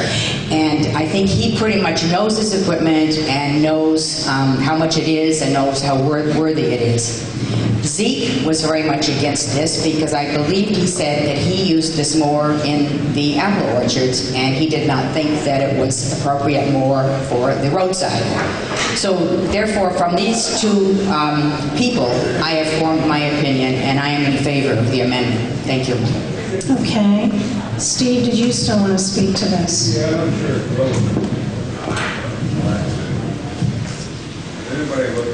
Can you wait for the mic for a moment and then state your name again? Thank you. Steve Casalona. Did anybody do a financial comparison of hiring versus buying? In other words, what's it cost us a year to hire someone to do it? And what's it going to cost us a year to run that tractor? I think Bill spoke to that. Do you want to briefly reprise what you said? Or? I did attempted to speak to it earlier, Steve, but essentially, from what I could deduce, it was a wash. We heard proposals from members of the community who came to the board meeting and outlined what they thought the cost would be, and we listened to the road foreman. And both made compelling arguments for their respective cases, but in the final analysis, it wasn't much in either direction, which is what swayed me to think that better to have our people with our roads doing our job than putting the money out year after year, subcontracting it at what probably would be a much higher rate, perhaps close to double, even in the next year to the $6,000 or so that we paid last year. And Roger Turner hasn't spoken yet to this issue. Thank you, Ethan.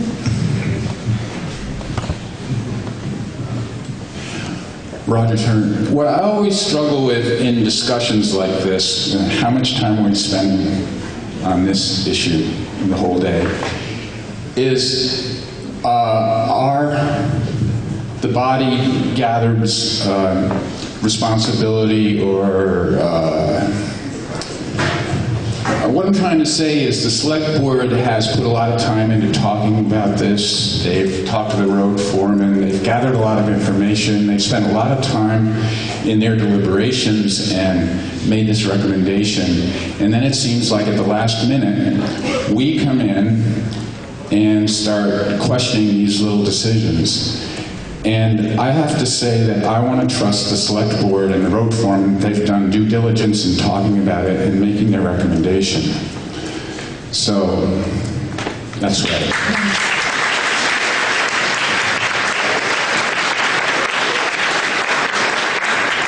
Mark Whitaker, please. Call the questions. Mark has been recognized. I'll let him speak, and then we'll consider the calling of the question. Thank you, Madam Moderator. I got a question and a comment. From the road foreman, do we already own a piece of equipment that could power any type of leaf blower, whether it's a leaf blower you spec'd out or another type of leaf blower? Is there a commercial leaf blower that can run off another PTO on equipment we have now? No. Okay. A motion has been made to call the question. Madam Moderator? Oh, I'm sorry. Had a question and a comment. We've gotten a rough estimate on financial cost to put a town employee on that tractor for 30 days. And I came in with a lower figure than the 5,000, but it's a significant amount of money to consider on this. Also, that takes that person out of circulation on every other project in town. If he's working 8 hours a day, it's 240 man hours that could be put into roads and other issues, and we don't carry the burden of how well the tractor holds up in maintenance, and I still say it's a good thing to contract out. Thank you. Okay. A motion has been made to call the question. Is there a second? Okay. We need a 2/3 majority to call the question, which means ceasing debate and going right to the vote. All in favor of the motion to call the question, raise your hand. All opposed? Okay. The motion appears to carry. It does carry. We will now proceed to the vote on the amendment to Article 5. The amendment on the floor, you are voting on either an aye vote, which means you approve Harold's amendment to remove the tractor mower blower from the budget. If you vote nay, you are indicating your support of the original article as warned. All those in favor of the amendment signify by saying aye. Aye. All those opposed to the amendment, nay? Nay. The nays appear to have it. The nays do have it. The amendment is defeated. We now return to the original article, which is Article 5, which stands as written in your town report. The motion is to authorize capital expenditures for both the town garage heating system and the tractor mower blower. Is there any conversation or anyone want to speak to this? I'm going to start with Bill in the back who hasn't spoken yet. Bill Conley. We haven't heard anything yet about the heating system, so as a member of the Town Energy Committee, it's the first. I mean, it's not the first I've heard it because it was warned, but I need to know a lot about it. Okay. So, who can speak to that, Bill? The heating system needs replacement, and this particular one would be an outside wood burning system. The town garage itself would have to be altered significantly more expensively than this would cost to put it back inside where it is now. So this is the best option that we see. And Eric, do you still want to speak? Up here?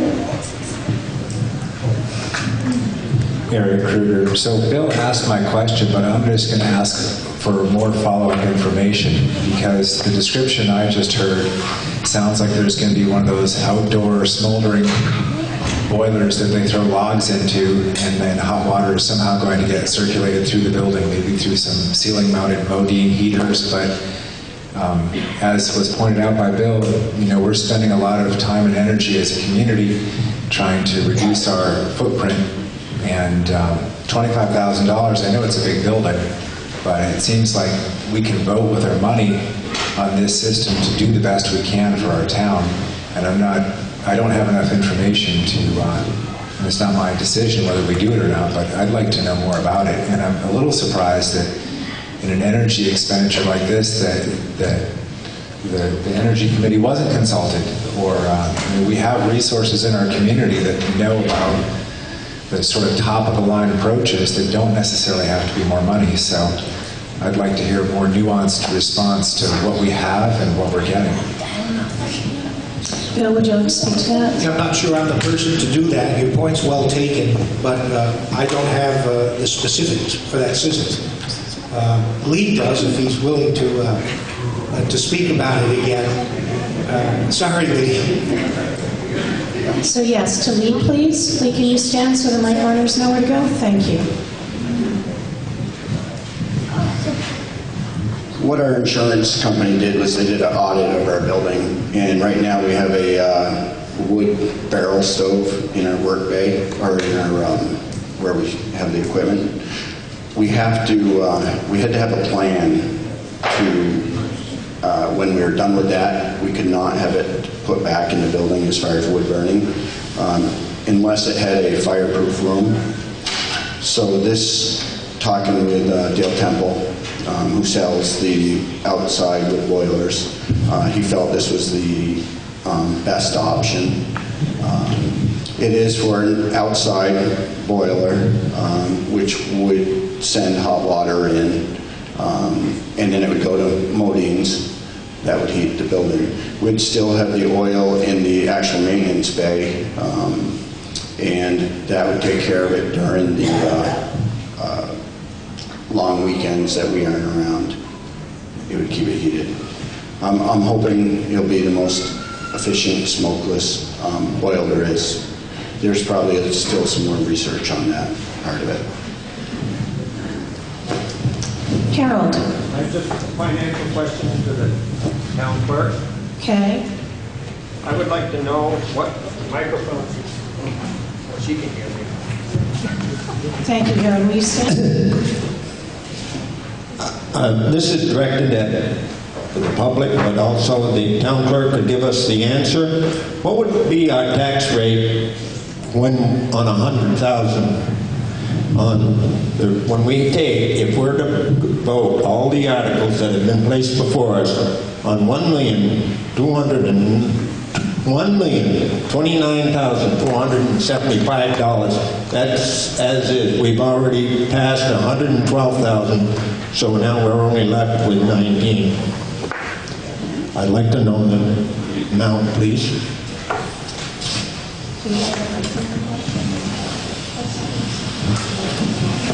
I'm sorry, Harold, that's not something they can figure out on the spur of the moment.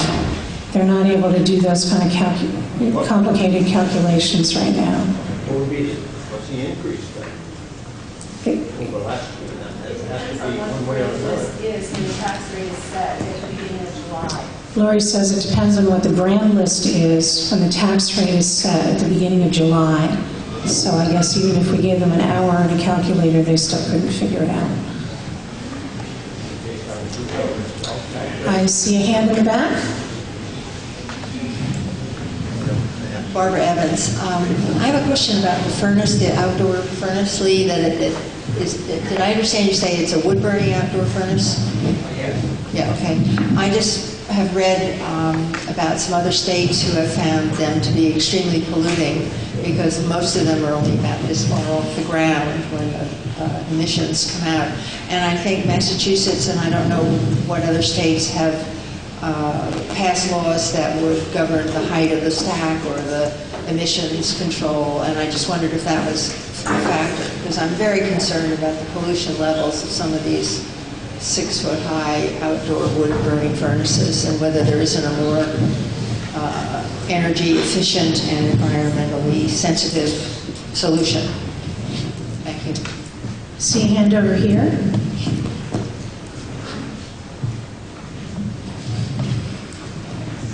I'm Suzanne Weinberg, and I'm an ex-member of the Energy Committee, and I think we could again go into the weeds in the way that Roger was talking about, but what's clear to me is that from Bill's question and the response, and from Eric's question and the response, is that this hasn't really been run by the Energy Committee.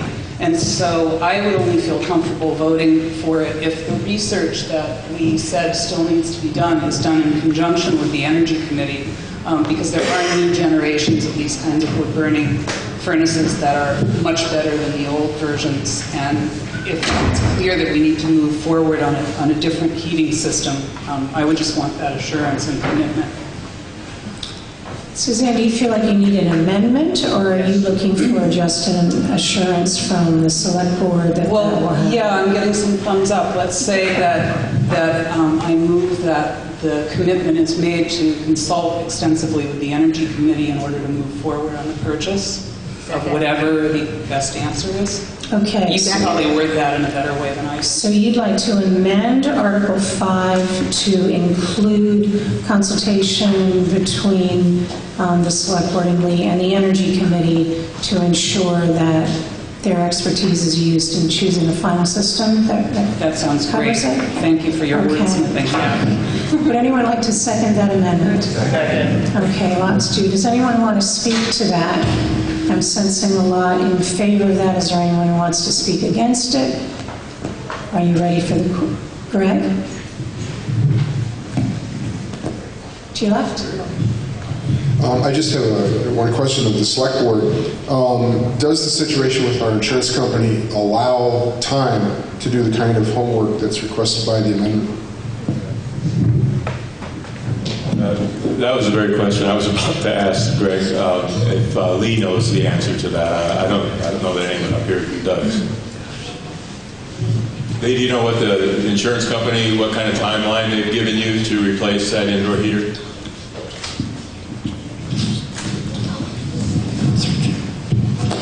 I believe we set the date like 3 years ago when they brought it to our attention, but not saying that it can't be another year. You know, they're going to give us the time. It's just a matter of we can't put back what we have there now. Okay. Anyone else want to speak to the amendment? Vern?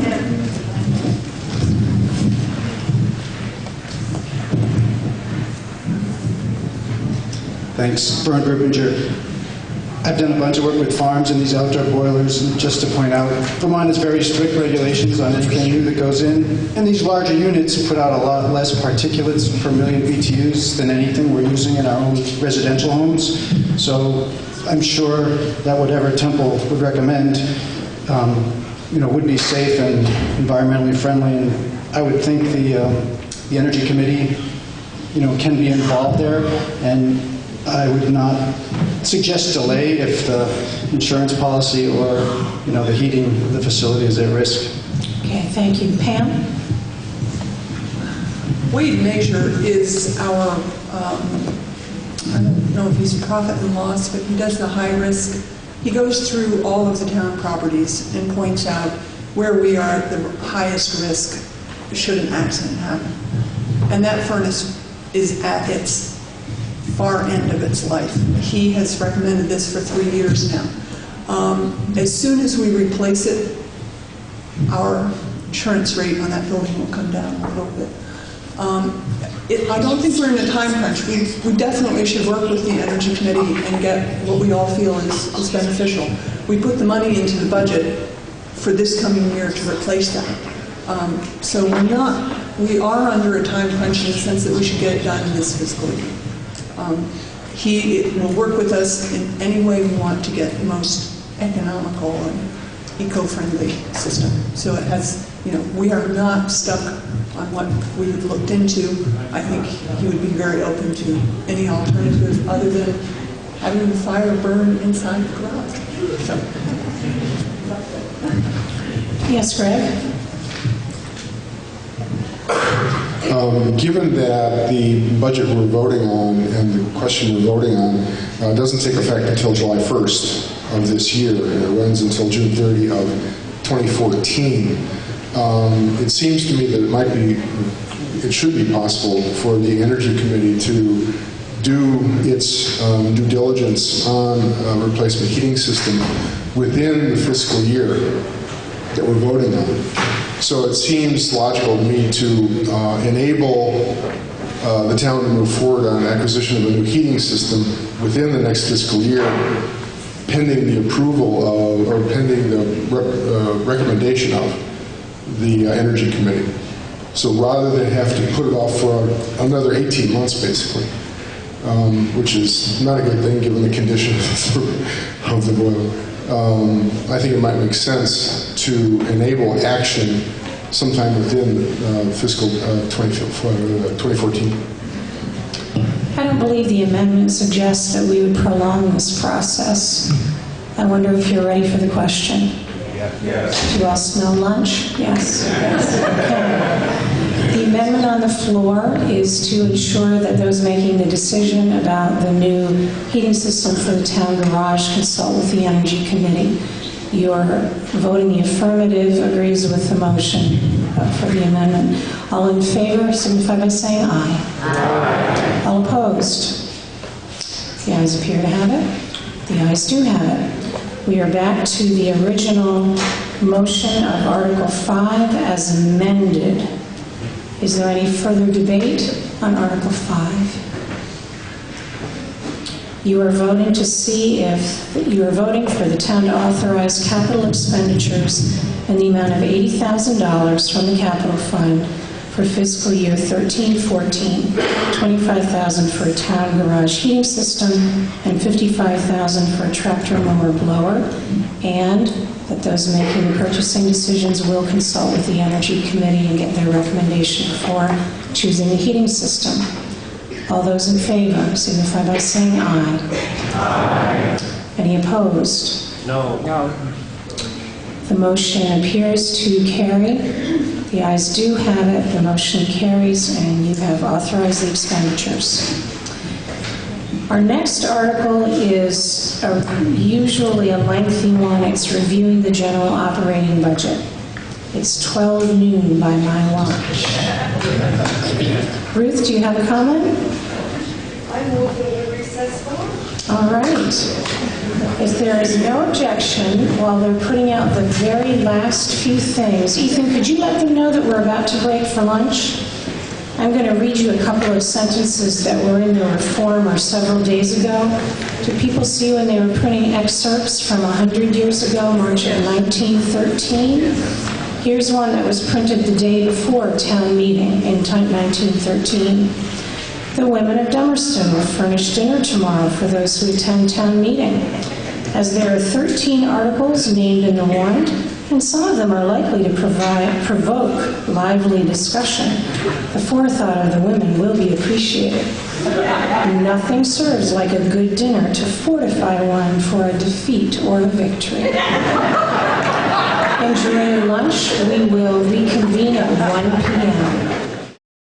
This meeting is reconvened. The next article on our agenda is Article 6. I'll point out that Article 6 covers the general operating budget of the town. Article 7 considers the highway operating budget. Article 6, to see if the town will raise and appropriate a sum of money to defray its general operating expenses and liabilities for the period of July 1st, 2013 to June 30th, 2014, and if so, in what amount? Well, Ms. Moderator, I move that the town raise and appropriate the sum of... Can you hear me now? Do you want to do it again?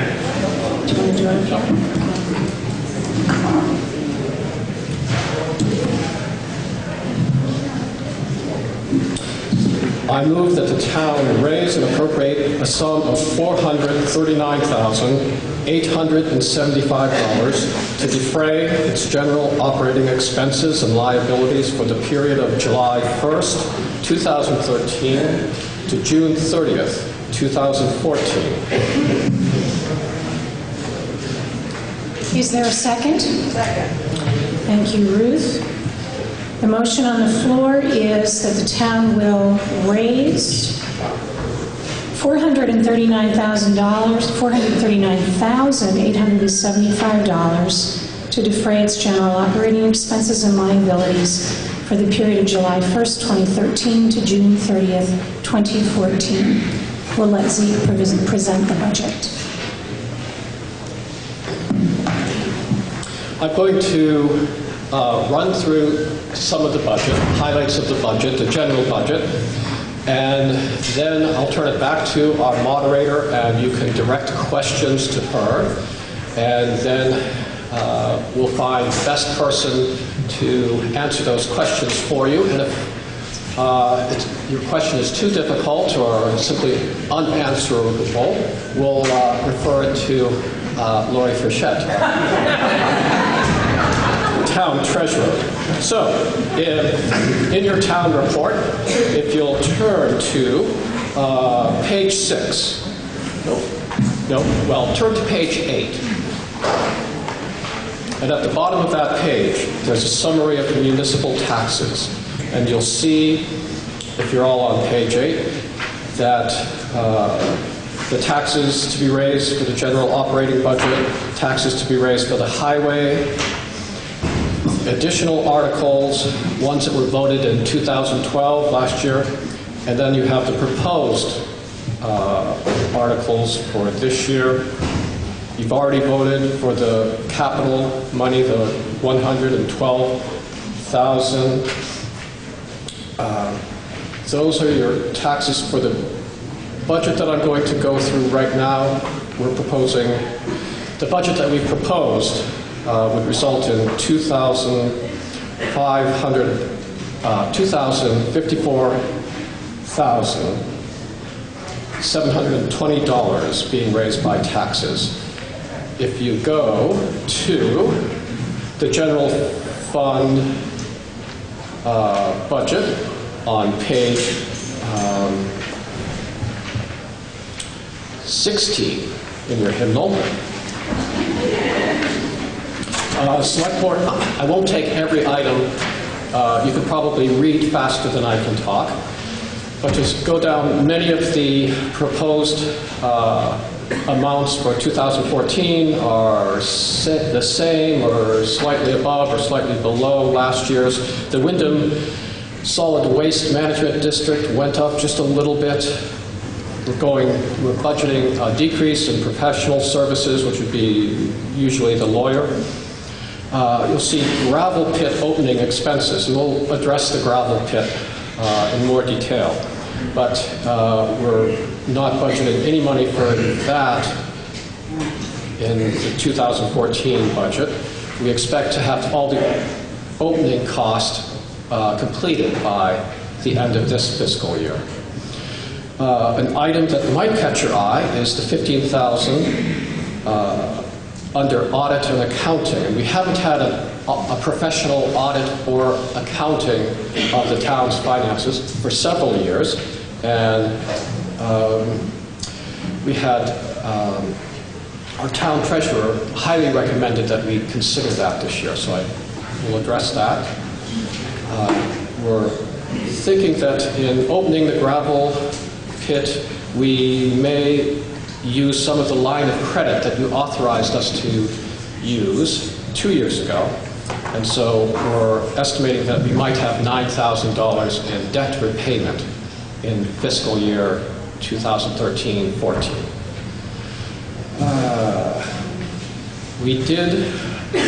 You'll see that the Select Board budget stipend remained the same. It's been the same for several years, but we did increase by 2.5% the pay rate for our town clerk, town treasurer, zoning administrator, the listers, and our town highway department. Going down into administration, record restorations going down.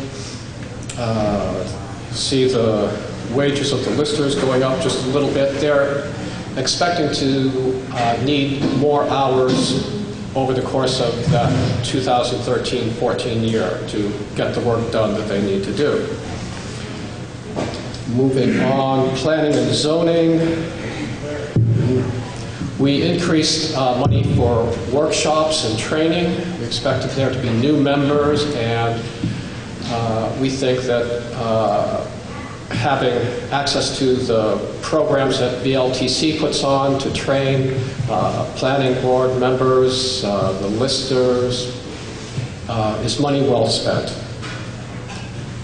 The municipal building, if you look at the 2013, you can see the $10,500 under building maintenance. That was from the capital fund, $9,000 that you voted on last year to replace the roof on the town office. So this year, it looks like they've pared it down to a pretty bare bones budget of $650. We haven't replaced that roof yet. That would be something we do this spring. Public safety, the sheriff's department contract staying the same. Rescue, Inc.'s assessment has gone up just a little bit. No other changes. The fire protection, fire department going up to $45,000 this year. Turning the page to page 18, we have emergency management. That money is we call it a pass-through, where we'll get reimbursed for those expenses. Waste collection staying the same. That $1,000 is for the town highway department when they're picking up mattresses or junk that's been dumped around town. They have to take it and be properly disposed of. Health and welfare will have someone or more than one person from that, our social services advisory committee that goes through all of the requests that we have for contributions and vets them. We'll have someone speak to this section of our budget later. Cemeteries, I should mention that the flints on Rice Farm Road, generously donated to the town, a 1/4 acre that abuts the Wilder Cemetery to enlarge that Wilder Cemetery, which was full. We also have an anonymous contribution of $4,000 to do the prep work for that 1/4 acre. So that should be ready to go later this summer, perhaps.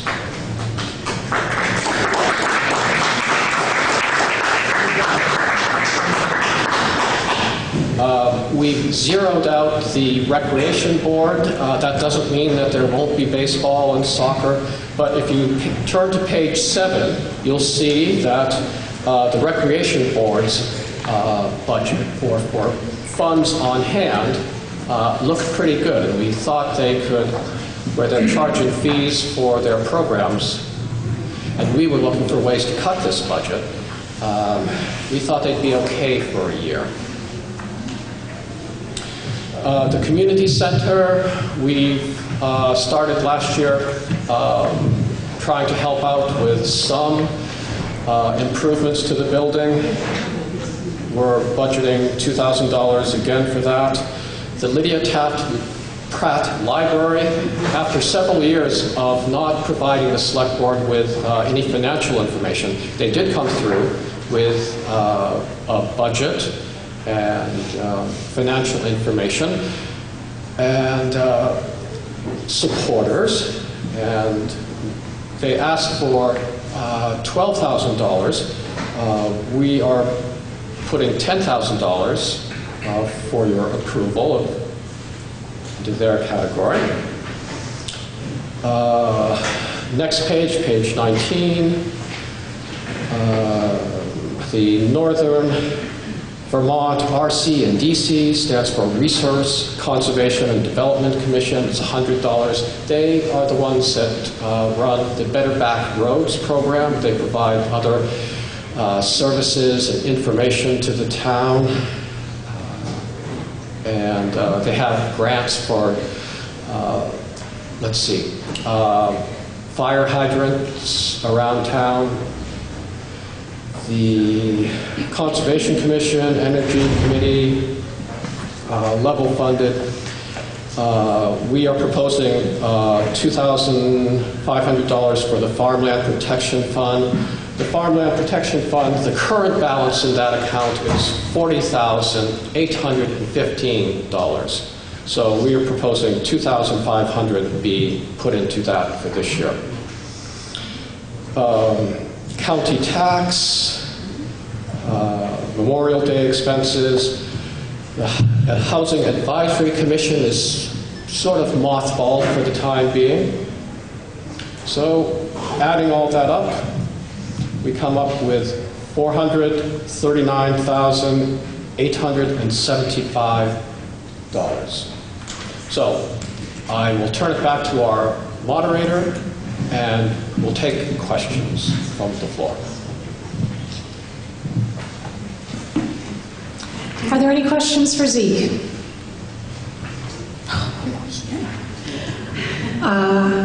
Are you ready to vote? Oh, yes. Andy. Mic up here, Ethan? Randy, if you wouldn't mind. Ethan, she's right here, and will you say your name, Randy? Thank you. Hi, I'm Ronnie Byrne. I just have a general question. 3 items of interest to me under general fund are all insurance related. First one, of course, being health insurance.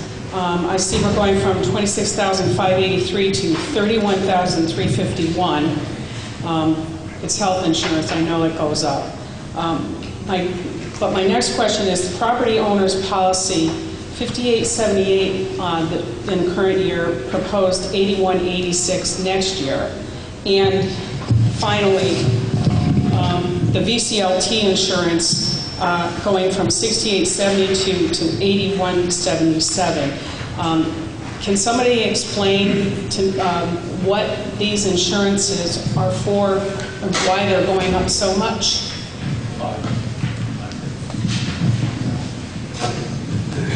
The health insurance is going up just because health insurance goes up. We had switched 2 years ago to a high deductible, what do they call it, health savings account.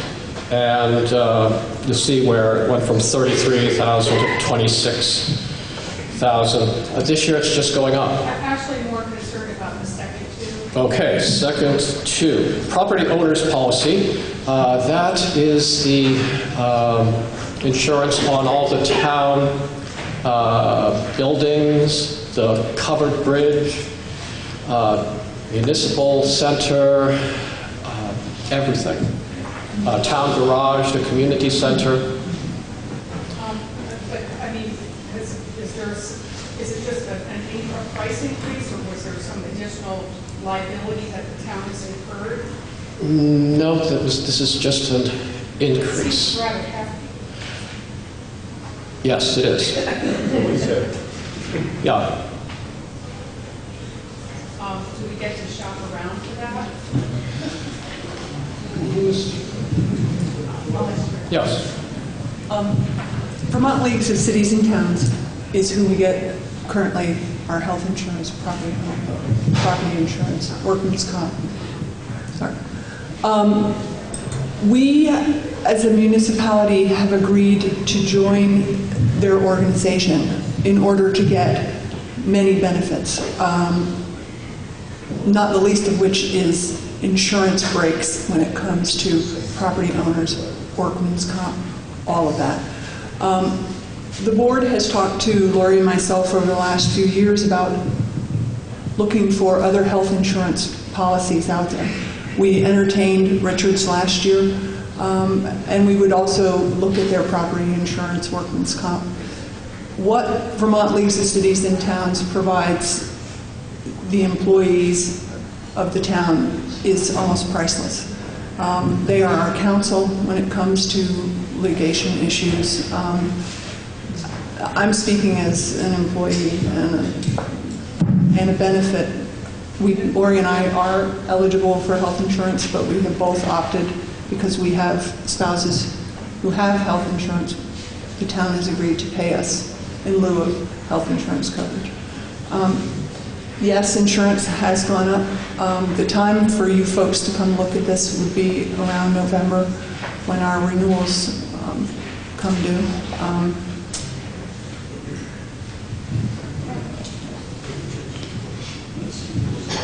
Yep, as Tom reminded me, VLCT was less expensive than Richards, but they also provide us the support that I don't feel I could get from Richards. I mean, I can call Vermont Leagues of Cities and Towns with anything and get answers.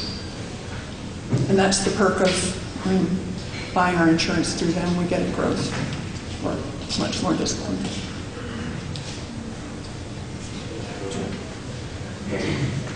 Okay, and then the third question, the BLTC insurance on the fire department. We call that a pass-through, where we pay it and then we're reimbursed by the fire department. And that's just what the insurance is for those buildings. And I would just add the VLTC, I have them on my speed dial, so they provide legal. Rather than calling Fisher our attorney. They can provide us, VLTC will provide us with, they have a staff of lawyers and can provide us with information to many questions that we would otherwise go to the lawyer for. Eric, you have a question? Mic up here, Ethan.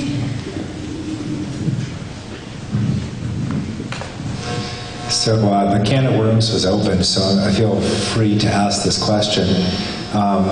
So we're estimating to pay approximately $30,000 in health insurance, and this is under the category of select board. I'm assuming that the primary beneficiaries are the town officers, the workers in the town. No, it's more than just the two of you. It's at any rate, if we are compensating some people for not using the insurance, who is using $31,000 of insurance? Can you explain how that splits out between the 31 and the 4,000? The road crew, there are 4 of them. They are all single policies. We actually asked them to increase their deductible this year from, it was $15,000 last year to $1,500 last year to $2,500 this year. And so the town, when we did that, the town is also increasing the amount that they will fund the HSA.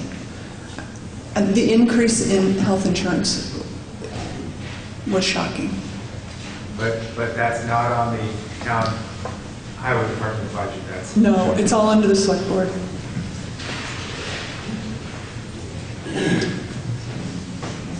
Suzanne?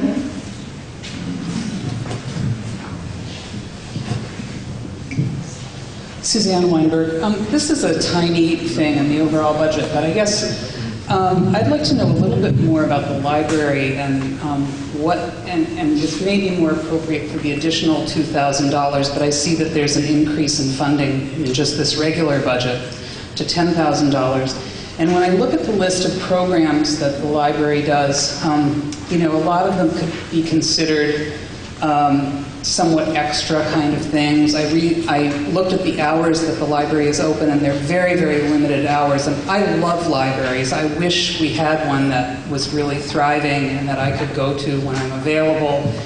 But I wonder how many people actually use the library. Not how many books are checked out, but how many people are really served by the library in its current form. And with this increase in the budget, what improvements in possibly hours that it's open, or improvements so that the air quality is better, so that some of us who are sensitive can actually go in that building? Is that specific enough? Sure, Suzanne, thanks. Do one of you want to address that, or should we ask someone from the library to address that? Okay. Behind you. Hi, I'm Bill Menzies. I'm a volunteer at the library, and I work there. We are open on Saturdays, most every Saturday in the morning. I can tell you that we have well over 600 subscribers, and I don't know how many use it, but there are 600 subscribers that are able to take advantage of the library, and they come from all over, from East Dummerston, of course, it's in West Dummerston, so it's a pretty active library. I don't have the numbers on how many people come through. That would have to be given by Melissa Warden, the librarian. She keeps track of it because she has to report it to the state libraries. Suzanne, you'd asked if any improvements were being made or something more done with the money. Is there anyone else in the library who wants to answer that? David? Back here, please.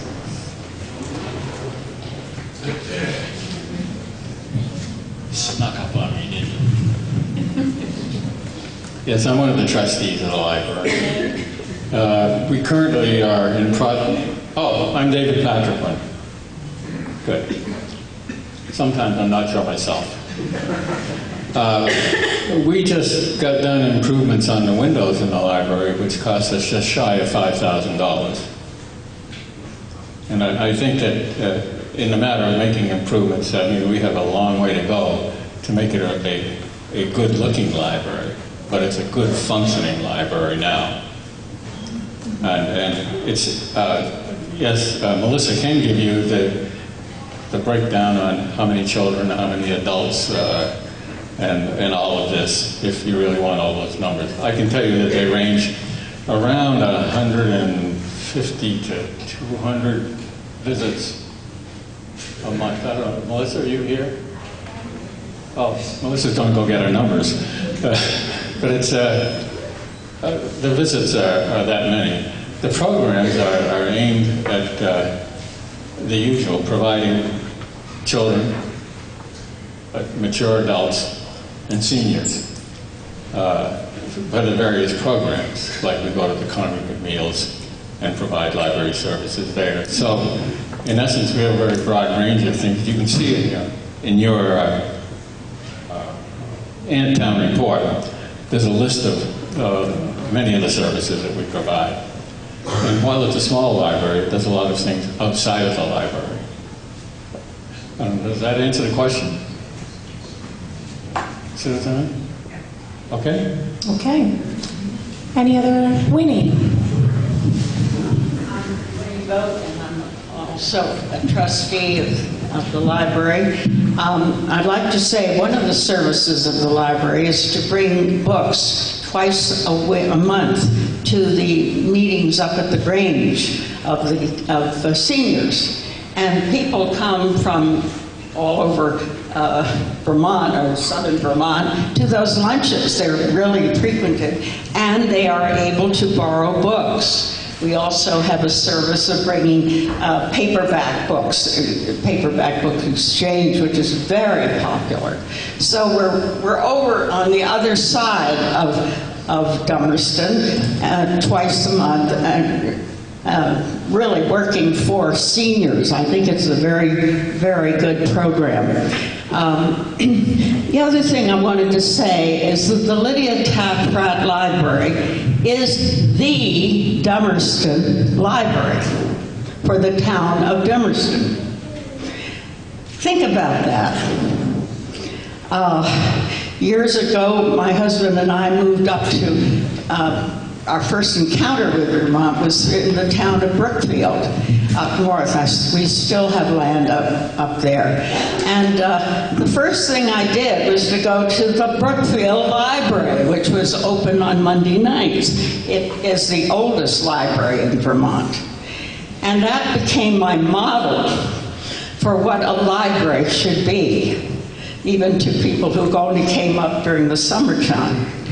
And Lydia Taft Pratt has that function here in Dummerston. Now, of course, we're in West Dummerston, and there are a number of new young couples who have bought property in West Dummerston, and so we have quite an active group of people who come right from West Dummerston. But you all can come too. I live way on the edge of Kipling Road, and practically with my feet in Brattleboro, and I go out to Lydia Taft Pratt Library. And you know, it's a little harder in the winter, but you can get there. And you can come, and we have a fabulous librarian who just has the best collection, really. She is fabulous. Good. And she will serve you. And you can come on Monday, and what is it? Give us the hours, Melissa. Tuesday and Thursday. Tuesday and Thursday. And Tuesdays are open from 2:30 to 7, and Thursdays we're open from 10 to 5, and Saturdays we're open because we have dedicated volunteers, and we're open from 9:30 to 12. In the summer, though, we don't open in the Saturday hours because we rely on volunteers, and we didn't have enough patronage to ask that. So during the regular school year, we have Saturday service. I brought some not statistics, but data that I can share with you. We do our registered borrowers. We have 643 families. I can't tell you specifically how many families use it. I just don't have that information. I don't have that. In a typical week, we have 48 visits. Annually, we have 2,496 visits. Our total annual circulation of adult materials, which would be audios as well, is 1,244. And for children's materials, it's 878. We provide interlibrary loan service for those who use our library, which is a free library. So if there's any book that you like, I can get it ordered for you. That's a free service. We do pay the postage, so we always happily accept donations, but it's certainly not required. Last year we had 136 requests from our patrons to the state. Not many libraries request from us, but we do occasionally. I don't think I've ever done more than 2 in 1 year. And then I started keeping this statistic this year, or data, it's not a statistic, but for interlibrary loan requests that college students asked for, there was 10. And I think that's very, very important, because not everybody has the resources to pay the fee to belong to the Brattleboro Library or the Putney Library or any other library. And we're free, we're here, and we're so welcoming. And we also are very, very vibrant if you choose to use our library. If you come in, you will be very happy. You'll find we're not a research library, but we serve our community, and our books reflect all of us. As I get to know you, I look for books that you might be interested in. We have a great rapport with the school, the kindergarten class. Tried last year, we couldn't because I had so many children, but this year they came to visit on Halloween. We do the summer reading program, and every year I tweak it, and I think I finally got the right program that will work for us. I do the summer program, it's like a camp form, so it's every single day for 1 week. Thanks, it's a lot of fun. Thank you. I could go on and on, I'm so passionate. I know, I see that. So I hope that answered your questions. The question that's on the floor is regarding the general operating budget. I wonder if there are any others who'd like to speak to that. Ruth? You'd like to call the question on the original motion? Okay. Is there a second to call the question? Second. All right. We need a 2/3 vote in order to cease debate on the motion to appropriate $439,875 to the town's general operating expenses. All in favor of calling the question, signify by raising your hand, please. Thank you. All opposed to calling the question? The question is called. Thank you. The motion on the floor is that the town, I think you used the word raise, Zeke, and I think you mean appropriate. I think so. So we're going to just go with that. A sum of $439,875 to defray its general operating expenses and liabilities for the period of July 1st, 2013 to June 30th, 2014. All in favor of the motion signify by saying aye. Aye. All opposed? The ayes appear to have it. The ayes do have it, and you have voted on your budget. The first half, yes.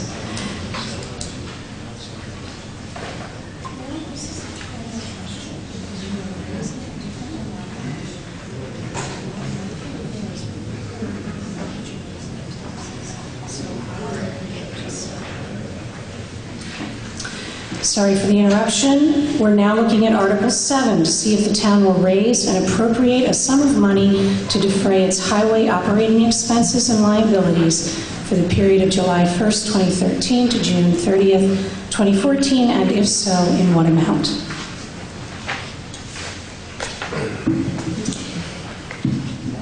Ms. Moderator, I move that the town appropriate a sum of $458,600 to defray its highway operating expenses and liabilities for the period of July 1st, 2013 to June 30th, 2014. Is there a second to the motion? All right. Zeke, will you present the budget?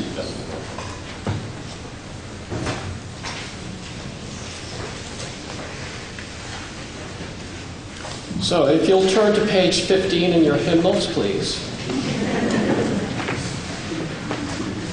Our highway budget. You'll see wages, and it's broken out. The winter wages are what we expect to pay with overtime and the cost of plowing and sanding during the winter. So going down, there are some trainings. The culverts are going to be the same. Now, this is where it gets interesting. Gravel. We're going to be opening a new gravel pit with luck in the proposed 2014 year. We have a arrangement, maybe Tom can speak to this in a bit, where we are going to be able to get gravel at $3.50 a yard, and so we are budgeting getting 6,000 yards in fiscal 13-14. Crushing that, we've already crushed a portion of the gravel that we expect to use in that year.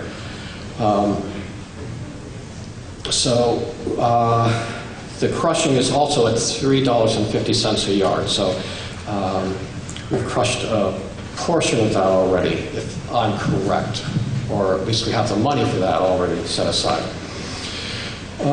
Sand retreatment, $95,000. Lots a lot of money, but that's what it costs to resurface a mile of paved road. And we have 12 miles of paved road, and the idea is that you should repave the surfaces at least once every 10 years. So that's what we're trying to do. Last year, we had cut that back and did a little less than a mile. This year, we're going all out and we're going for that full mile. Going down, you'll see road sign replacement. I think that was, we had in our original budget, we had maybe $1,000 for that. And I tell you, I fought tooth and nail to get that down $200 to $800. The road line painting, that's the yellow lines that go down the middle, we hope, of our paved roads. Sand, we'll be getting sand still from the Carpenter pit. You'll see that our street lights, actually over the past several years, our street light bill has gone down to reflect the more energy efficient lighting that our energy committee installed on some street lights and in the covered bridge. Okay, insurance, oil. Budgeting for diesel fuel is a real gamble, but that's the figure that our road foreman felt comfortable with. And equipment repairs, small tools. Well, gee whiz, it all adds up to $458,600. And if you have any questions about that, we'd ask you to address them to our moderator. 80,000. Let's see. The way, yes, if you look down at new equipment, 80,000 for budget year 2013. I believe that was a pass-through or a transfer from the capital fund.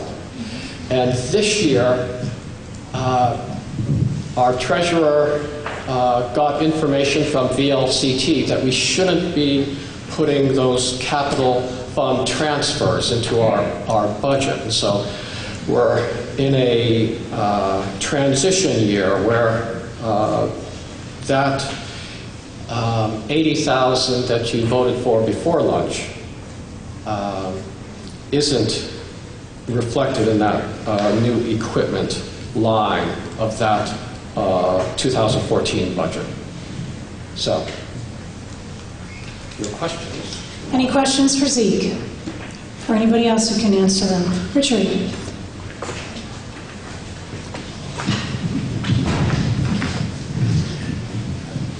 Richard Epstein. Zeke, would you mind just going over the paved road bit again, the retreatment? I just did not follow it. Am I correct in what I heard was it costs, you're looking for $85,000 to do a full mile of paved road this year? I thought that was for fiscal year 2014, but budget for fiscal year 2013 is $85,000. Yes, no, I said that we had budgeted 85 last year, and it wasn't enough to do a full mile, and we had raised it to 95,000 for fiscal year 13-14 to do a complete mile. We felt we were falling behind, that we wouldn't be able to keep up with that every 10 years if we keep on. We cut that last year just as a way of reducing our budget. This year we decided we're going for the full mile at 95,000. Thank you for that. I appreciate you doing it twice. Ms. Moderator, may I ask another question? Sure. Just quickly, is the board looking at any possibilities of returning paved road to dirt road? Is there any possibility of doing that so that we might lower the amount in the coming years that we put into paved roads?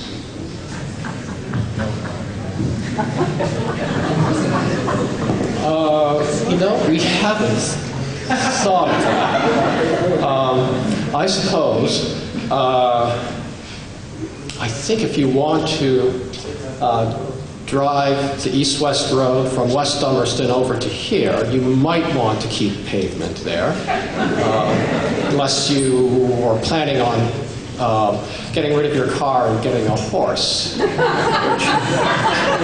might want the Energy Committee to consider that for long-term planning. Sounds like the select board has not considered that, Richard. Are there any other questions? Yes, sir.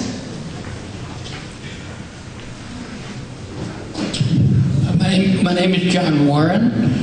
You have an item on here for the operating cost of the Carpenter Pit. Should there also be an item for the operating costs of the new Renault Brothers Pit?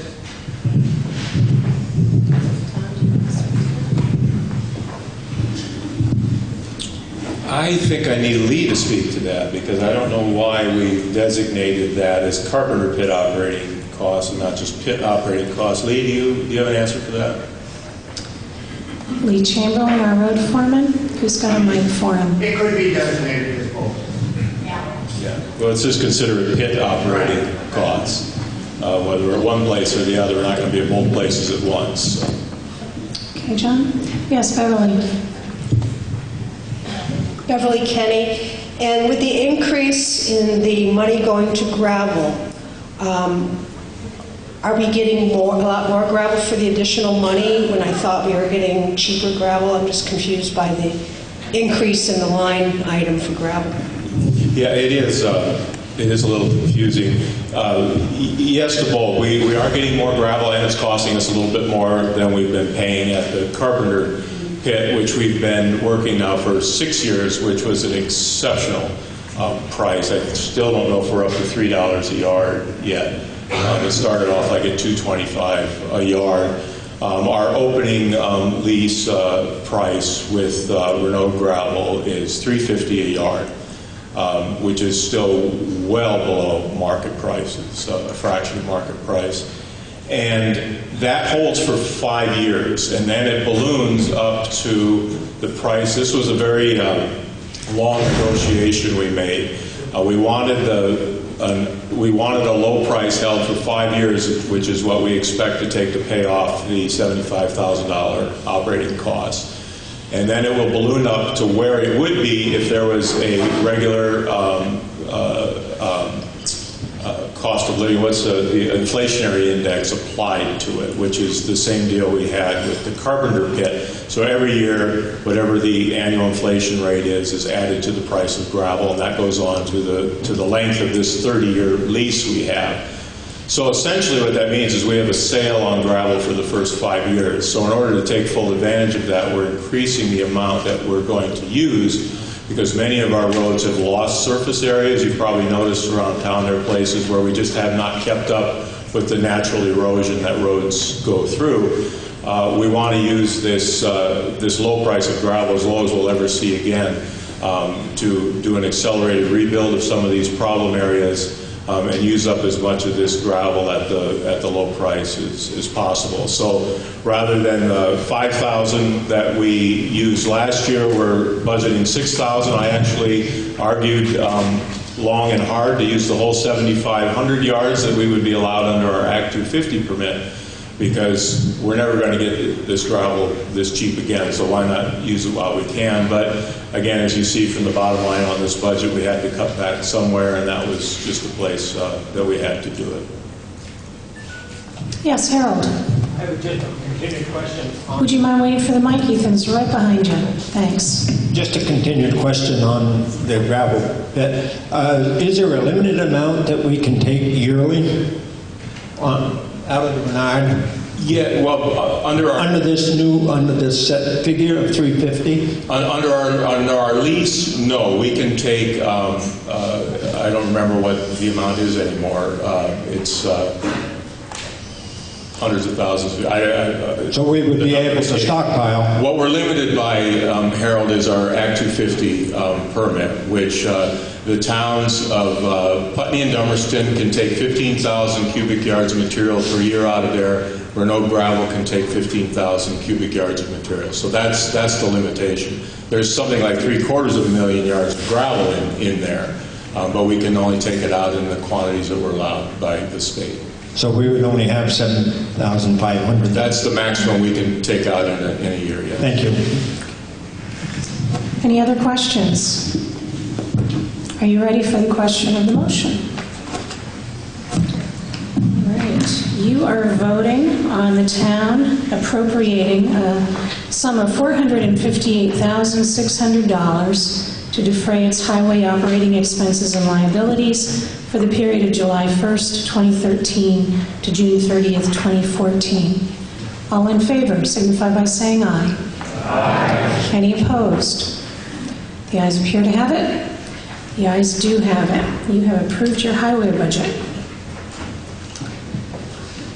The next motion, Article 8, to see if the town will appropriate a total of $17,401 to be put in the Highway Structures Replacement Fund, using $3,401 from the fiscal year 12 highway surplus and an additional appropriation of $14,000 to be raised from taxes. Ms. Moderator, I move that the town appropriate a total of $17,401 to be put in the Highway Structures Replacement Fund, using $3,401 from fiscal year 2012 highway surplus and an additional appropriation of $14,000 to be raised from taxes. Is there a second to the motion? Okay. Can somebody raise their hand if they seconded it? Thank you. Bill, would you like to explain this? Sure. This is for Dutton Farm Road. The current structure there is undersized, and a new one needs to be put in to replace it and meet state standards that include stream alteration regulations, which require open bottom, natural open bottom for fish, And Dummerston's obligation in this total cost of $140,000 is 10% or $14,000. But there is a surplus of $3,401 that would be applied here as well. It's part of the Bridge and Structures inventory, which calls for this Dutton Farm Road project to be done in 2013. And there are others as well in 2015, one on Quarry Road, another one in 2017 on Park Lawton Road, so it's part of an ongoing process. But this year the call is to fix the a structure as opposed to a culvert when they're over 3 foot in size, and replace it with a new one that meets specifications. So that's what this $14,000 is for. A structure is a bridge, is that right, Bill? Culvert or bridge, Lee told me we don't use the terminology culvert when something gets beyond 3 feet. Okay. Then it becomes a structure, yeah. The one on Dutton Bridge Farm. and structures. The one on Dutton Farm Road, that's a bridge that we would be replacing. Oh, I see what you're saying. Is that right? No, it's a culvert. Oh, it is? Okay. Bottomless Thank you. pit for your money. Money for a bottomless pit. Somehow, Dad told me to say that. He came right over here. It's his joke. nobody has any questions on a bottomless pit, do they? Anyone have any questions regarding this? Seeing none, are you ready for the... Oh, Sam? Okay. Ready for the question? The motion has been made to see for the town to appropriate a total of $17,401 to be put in the Highway Structures Replacement Fund using $3,401 fiscal year 12 highway surplus dollars and an additional appropriation of $14,000 to be raised from taxes. All in favor signify by saying aye. Aye. Any opposed? The ayes appear to have it. The ayes do have it. You have yourselves a bottomless pit. Article 9, to see if the town will vote to raise, appropriate, and expend the sum of $2,000 for the support of the Lydia Taft Pratt Library. Is there a motion from the floor? This was a petitioned motion, which is why the motion comes from the floor. David? You so move. Okay. Is there a second to the motion? All right. We spoke about the library a fair amount. You all understand, I trust, that this is in addition to the $10,000 that was voted on earlier. This is an additional amount to support the library. Does anyone have any questions regarding this issue? Yes. Joanne Tyler. Can I ask Thank you. Joanne Tyler, and can I ask what that money will be used for? David, would you like to speak to that? Thanks, Justin. Thank you, David Patrick. I'm one of the trustees of the library.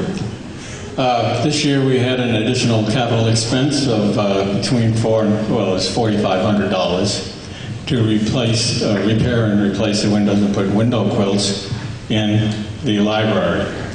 This is an unexpected expense, and it certainly wasn't in last year's budget, and we're asking to be reimbursed for it. What's been happening over the last few years is every year it has cost more to run the library than we've been able to get from the town and from our supporters. And our supporters have raised a lot of money. It's just that we have a very small reserve, and every year we've been eating into it. There's going to be an end to it unless we do something about it and get on a balanced budget. Does that answer your question? It does answer my question, but it gives me another question. Good on you. I see no one else's hand raised, so I'll invite Joanne to speak again.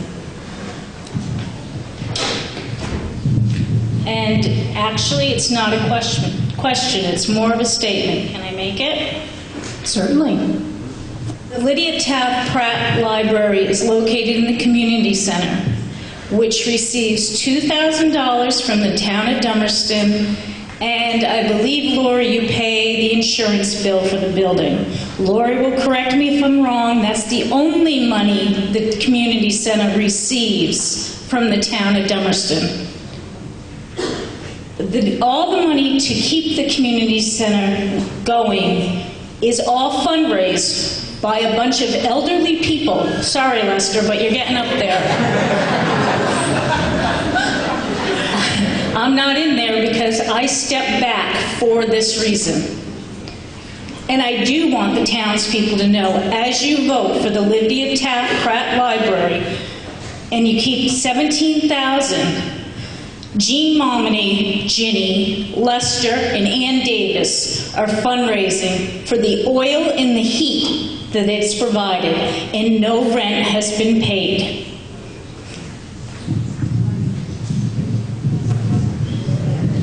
Any other comments or questions? Are you ready to call the question? Have the motion? Oh, Sam? I think the question of rent being paid should be addressed. I don't have the details, but I think the select board could answer that, and I think trustees of the library could answer that. But I understand that there is rent being paid, so this money goes straight from us to the library budget and straight over to pay rent to the community center. Lori, might you be the best person to answer that as the treasurer? Okay.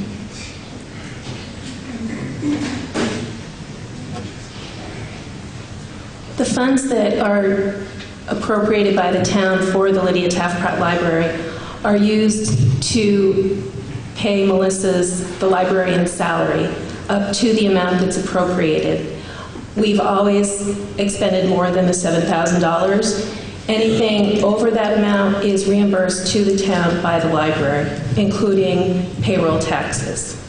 So currently, no, the money's not going straight from the town to the community center. Does that?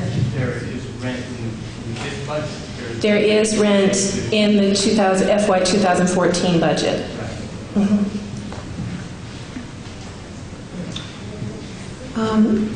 Joanne, you're allowed to speak twice and twice only, so maybe whisper in your neighbor's ear and they can talk for you if they want. Harold? I call it a question. You're calling a question. I did hear just before you spoke, Harold, someone saying something about suspending the rules. Does someone want to suspend the rules so that Joanne can speak a third time? Can't see who that is. Is that Dan Normando? Dan, can someone give him the mic? And Harold, I'll get right back to you. Hi, I'm Dan Normando. I don't have anything more to say. I just thought it might be collegial to let her speak again, and that's why I propose to suspend the rules. So Dan is making a motion to suspend the rules to allow Joanne to speak a third time. I'm looking at my cheat sheet here. I do need a second, but anyone like to second that? Okay, there's no debate. We need a 2/3 majority to allow that to happen. If you are in favor of suspending the rules to allow Joanne to speak a third time, please raise your hand. Thank you. All opposed to suspending the rules. All right, Joanne, you have the mic. I believe that is as of July 1st that the rent of $2,000 will be paid. And there's years, and I'm not going to put a number on it, that haven't been paid. There is a lease that the library has in its hands that has not been returned to the community center, or have they met with the community center. And Lester, do you know how long it's been since the lease was received? I'm sorry, you've got to direct your 21st questions of January. to the moderator. And now that we've finished with that, I need to return to Harold's request to call the question. Is there a second to call the question? Second. All right, you're now voting on whether to cease debate on this issue and move right to a vote. All in favor of calling the question signify by saying aye. Aye. All opposed to calling the question? No. I believe the ayes have it. The ayes do have it. The question is called, so we will now vote on the motion, which is that the town raise, appropriate, and expend the sum of $2,000 for the support of the Lydia Taft Pratt Library. All in favor of the motion signify by saying aye. Aye. All opposed? No. The ayes appear to have it. The ayes do have it. You have approved the motion.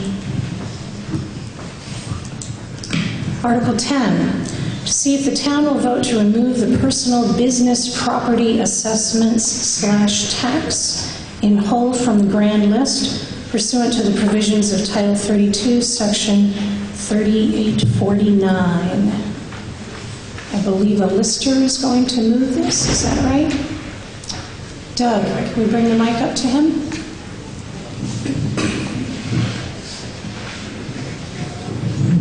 I'm Doug Hamilton. I'd like to. What do you want me to do? Whatever it is, I'll do What it. you want to do, Doug? Somebody needs to move the question. Needs to move Can the I just say article. move the question? You want to say so moved? Yeah. So. Okay. And is there a second? Thank you. Jean seconds it.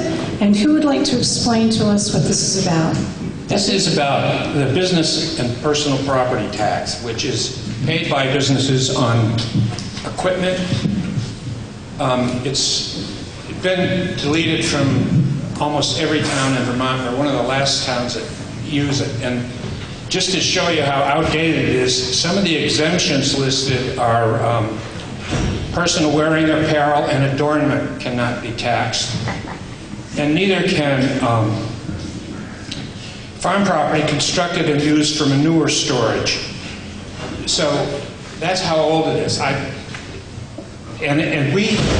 It's unfair, inequitable. And what prompted me to get into this was we had a woman come in to pay her taxes, and she said, "Why do I have to pay these taxes when," she mentioned, "another business doesn't have to pay any?"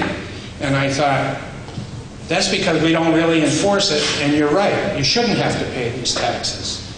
And in order to administer this properly, we'd use the entire lister's budget, going around, checking Steve Playback's weed whackers, finding out the value, depreciating them, and sending them a tax bill. And he doesn't want us to do that, and we don't want to do it either. So it doesn't generate that much money. It's less and less every year because we don't, 6 hours a week is our total work week, and we don't have time to do this. So it's time to, if you can't do it right, get rid of it. That's what we'd like to do. Thank you. And I'd answer any questions if you'd like. Does anyone have any questions? I think you're off the hook, Doug.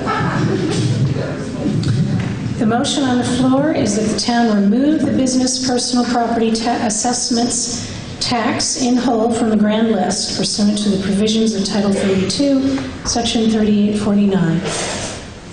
Ruth? I do have a question. Are we going to have to vote on this every year, or is it just we vote it now and that's the end of it? I believe we vote it now and that's the end of it. Yes. Okay, thumbs up from Ruth. All in favor of the motion on the floor signify by saying aye. Aye. Any opposed? The ayes appear to have it. The ayes do have it. And the motion carries. Article 11, to see if the town will vote to raise, appropriate, and expend the sum of $3,000 for the application of white fog lines along East-West Road, Middle Road, and Schoolhouse Road as directed by the road foreman. Ms. Moderator, I would like to move that the town raise, appropriate, and expend the sum of $3,000 for the application of white fog lines along the East-West Road, Middle Road, and Schoolhouse Road as directed by the road foreman. Is there a second? I second. Several seconds, great.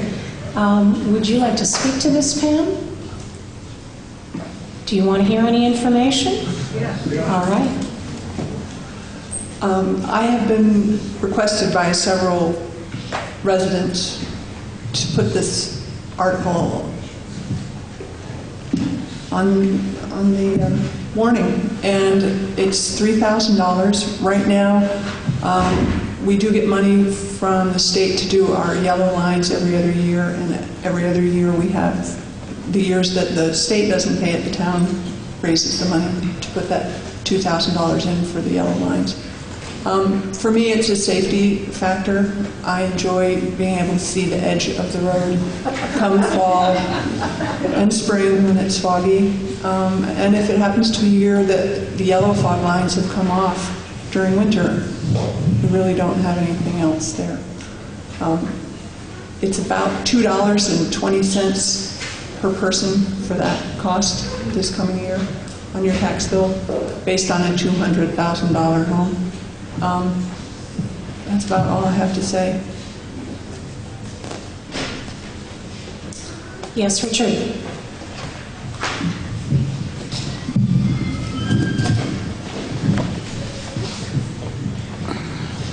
Richard Epstein. I have a couple of questions. Let me think if I can remember them. One is this a permanent paint piece or something that will have to be done every year? Another question is, have there been any accidents attributed to not having these lines? And the third question is, are any of these roads, is a mile of any of these roads planned to be repaved? And I would hope that the pace is right for putting down pavement and then putting on the fog line if this article is approved. Lee, can you help me with that last question? But the first question. The first question is this are we then getting ourselves into a maintenance program with the fog lines? Is the town going to be now always from here on out doing this as maintenance? That's my understanding, and I'll let Lee answer the bulk of those questions. I do not have any information or statistics on how many lives the white fog lines have saved. I did not know. My question specifically was, has Dummerston had any accidents attributed to not having these lines? It would be, I have no idea. Thank you. And are you clear on my third question? Yes, and it's going to go back to the We're going to let Lee answer that.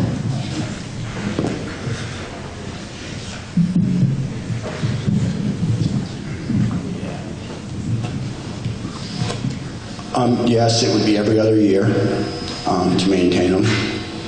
And yeah, we try to schedule everything so it works out.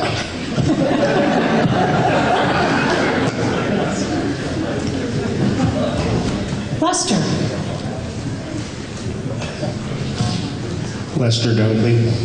On the scheduling of these fog lights, why can't we paint the lines in the spring and use them all summer long in fall? Because you're going to get rubbed off in winter anyway. And then if we have that 1 mile that you're talking about, we'll give you a paintbrush. You can do that one backwards. Janet Avery, Ethan up front. Here's that old lady again, Janet Avery, asking about fog lines being painted on the road. I think my table mate here, Richard Epstein, would like that road to be the dirt road again. But I want to make it better. I want to have those fog lines put on. The enthusiasm, that people had to sign the petition to have these lines put back on the road was amazing. Everybody had a story. And I think it's a real safety issue. Please do. Bess Richardson. Yep, Bess. Thank you. As to safety of the fog lines, I was coming up to Dummerston Center one spring evening in the dark. I could not see. There were no white lines on the road. And I'm thinking, if I can only get to Black Mountain Road, I'm going to turn around and go home. I never knew when I passed Black Mountain Road till I was going downhill. But at one point, I was trying to get myself located, and I realized the yellow lines were on my right. Mark Whitaker. Yeah, Mark Whitaker. I support this article and hope everybody sees it. $3,000, we're going to get a lot of bang for our buck. Before my semi-retirement, I traveled those roads on a daily basis in the dark hours, and it is an issue. You usually can't see the yellow lines because they're faded and gone away. The outside lines probably won't take the wear of the tires that the center line takes, and I hope people support this. It is a safety, road issue safety, and that's all we've heard about is safe roads for the last how many years. So for $3,000 for me, this is a no-brainer. Anyone else have a comment? Herb? Hi, Herbert Rest. The state has a schedule of every, 3 years to paint the yellow lines? Every other. Every other. I mean, if we're going to pass this motion, can we pick the other year so that we have, well-painted lines on the road at all times, either in the center or on the sides? Lee, you hear that? All right. Ruth, you had your hand up. Yes, I was just going to say if we didn't feel we had to have a mowing machine to mow all the pucker brush side the road, that'd keep the folks in the road.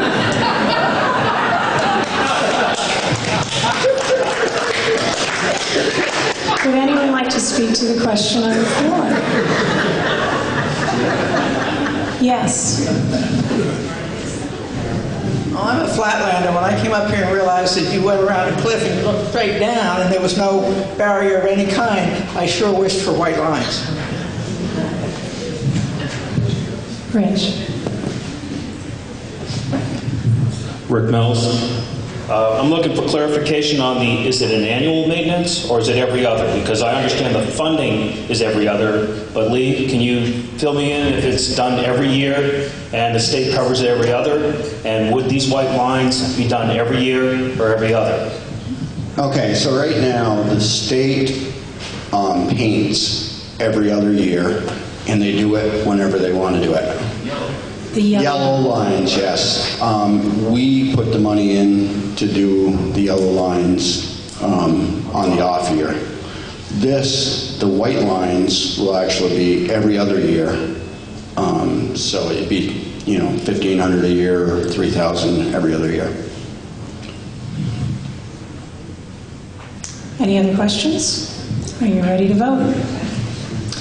The motion on the floor is to raise, appropriate, and expend the sum of $3,000 for the application of white fog lines along East-West Road, Middle Road, and Schoolhouse Road as directed by the road foreman. All in favor signify by saying aye. Aye. Any opposed? The ayes appear to have it, the ayes do have it, and you have your white fog lines. Article 12, to see if the town will grant tax-exempt status to the Evening Star Grange for a period of 1 year pursuant to the provisions of Title 32, Section 3840. I was to move this, but I'd like to request Ruth, would you care to move this on behalf of the Grange?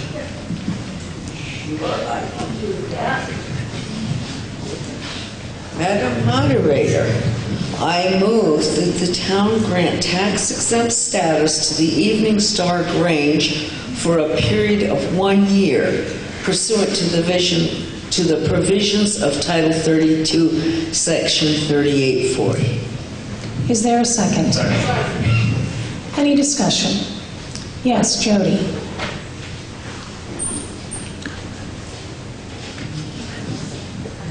Jody Normando, and I think this gets on the agenda every year, and I keep forgetting. Is there a reason we can't just plain do this and not have to do it every year?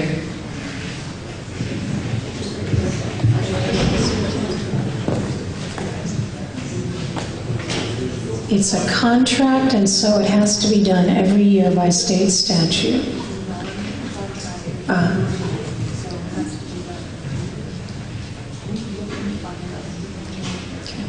I'm sorry, it's a non-contracted agreement.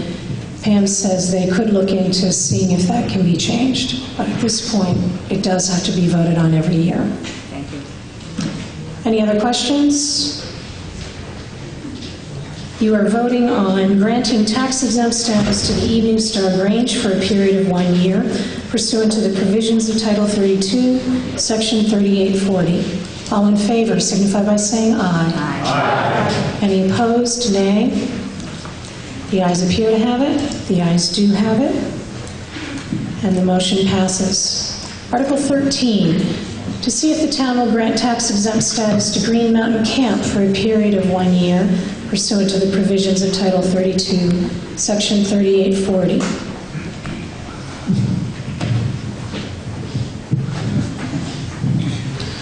Mark Brown, I move that the town grant tax exempt status to Green Mountain Camp for a period of 1 year pursuant to the provisions of Title 32, Section 3840. Is there a second? Thank you, Chad. Mark, would you like to speak to this? I would love to speak for a second. It's the only time I get to, really. But, let's see. As I said, my name is Mark Brown. I've been on the board too long. I want to point out a couple of things. There is a short report in your report on page 25. There are also new flyers on the back table. We had a great summer last year, and if you want to see some pictures of some nice smiling kids, pick one of those up. As I said, we had a great summer. It was due to a great dynamic board, 11 members. Almost half of them are Dummerston members. And I think a lot of them are here, so if we have any questions, we can probably answer those. And we have a fabulous new director who was also responsible for last year. Can I ask Billy Slade to stand up, put a face on her? Yeah, we did have a great summer. We had 35 Dummerston girls, I'm told. I'm more on the buildings and grounds, so I had to get this from other people. And last year we managed to raise $12,000 for our scholarship board, which is higher than I think we've ever done, and gave 100% of it towards scholarships. It was really a fabulous year. And next year we've got some great plans going. We already have some Dummerston girls on tap as counselor and CITs. Billy tells me she's got 6 interviews planned with Dummerston girls to be on the board, which I think is fabulous. On staff, excuse me, thank you. And if any of you have been through a camp, I'm sure you remember those years. It was pretty formative and pretty memorable. And of course, I have to thank you guys that vote this on every year as a major responsibility for the great summers we have there. So our scholarship appeal is still ongoing. You can probably get the address off the flyer. We have an internet presence now. You can go to greenmountaincamp.com and find out everything you want to know. Thank you. Any questions? Are you ready to vote? The motion on the floor is that the town grant tax exempt status to Green Mountain Camp for a period of 1 year pursuant to the provisions of Title 32, Section 3840. All in favor signify by saying aye. Aye. Any opposed? Nay. The ayes appear to have it. The ayes do have it. And we move on. Article 14, to transact any other business that may legally come before town meeting. Bill.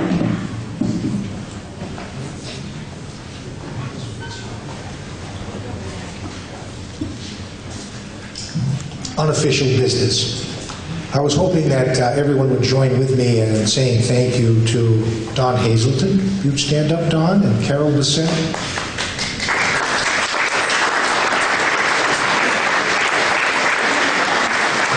Both of whom have worked tirelessly on this Ancient Roads project, and Carol needs to write a book. She's terrified to write it. She has enough stuff to write a Warren Commission report. So when you see her, tell her, get busy. The other thing I'd like to do is take just a moment to thank our departing member, Tom Bodette. Tom kind of came to spoke to me a couple of years ago about considering a run for select board, and I had no idea, quite frankly, what I was getting into, and he undersold it to make sure that I might run. I did, and found out in a hurry that no one has worked harder on behalf of you people in the town of Dummerston than this man. He is a voracious worker and has been a tireless advocate for the town of Dummerston. So this is for Tom.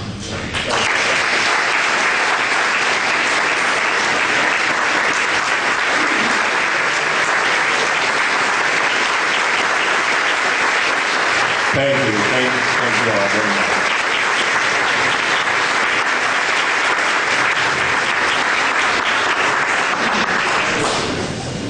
I would just say the man loves gravel. So if you have a gravel problem around your house, even though he's not on the board, his name is in the telephone. I'll be going through withdrawals, so if gravel crosses your mind and you just want to talk about it for a while, give me a call. Lynn? For other business? Yes. Ethan, can you bring Lynn the mic? Thanks. Hi, this is a quick report from the Bureau Conservation Commission. Tell us your name, Lynn. Lynn. Levine. Okay, I won't be such a start. So we've been really busy doing lots of educational programs, and you've been there. We did programs about, just to mention a few, black bears, geology, garden design, and what's coming up. April 9th is one on Glacier in Dummerston. And you should, if you haven't done it yet, sign up for the email so you'll get this and you'll know when things are happening. And that there's a sign up in the back, outside the door. The CCE1, the Conservation Commission, not me, the Vermont Tree Steward Award for our work with dealing with hemlock woolly adelgid. And a lot of hemlock trees to turn over. So there's going to be a training this Saturday, March 10th, but led by a Dummerston resident, Josh Wilcox, in terms of learning more about how to identify the adelgid.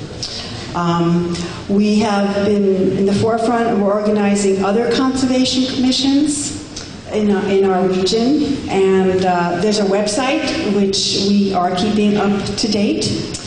And outside the door is a map of Dummerston divided into 5 sections, and you can find where you live, and then there's hopefully enough there, but there's information about the natural resources in your area. There's just really a few left, but I would definitely grab one. It's just free and interesting. Thank you.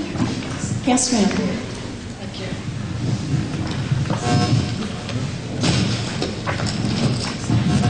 I'm Katie Berg, and I'm a representative of Transition Dummerston, and that is an organization that has a worldwide model, and what it is involved in is building community resilience, neighbor to neighbor, when dealing with energy issues, climate change, and uncertain finances that may result from energy and climate change challenges.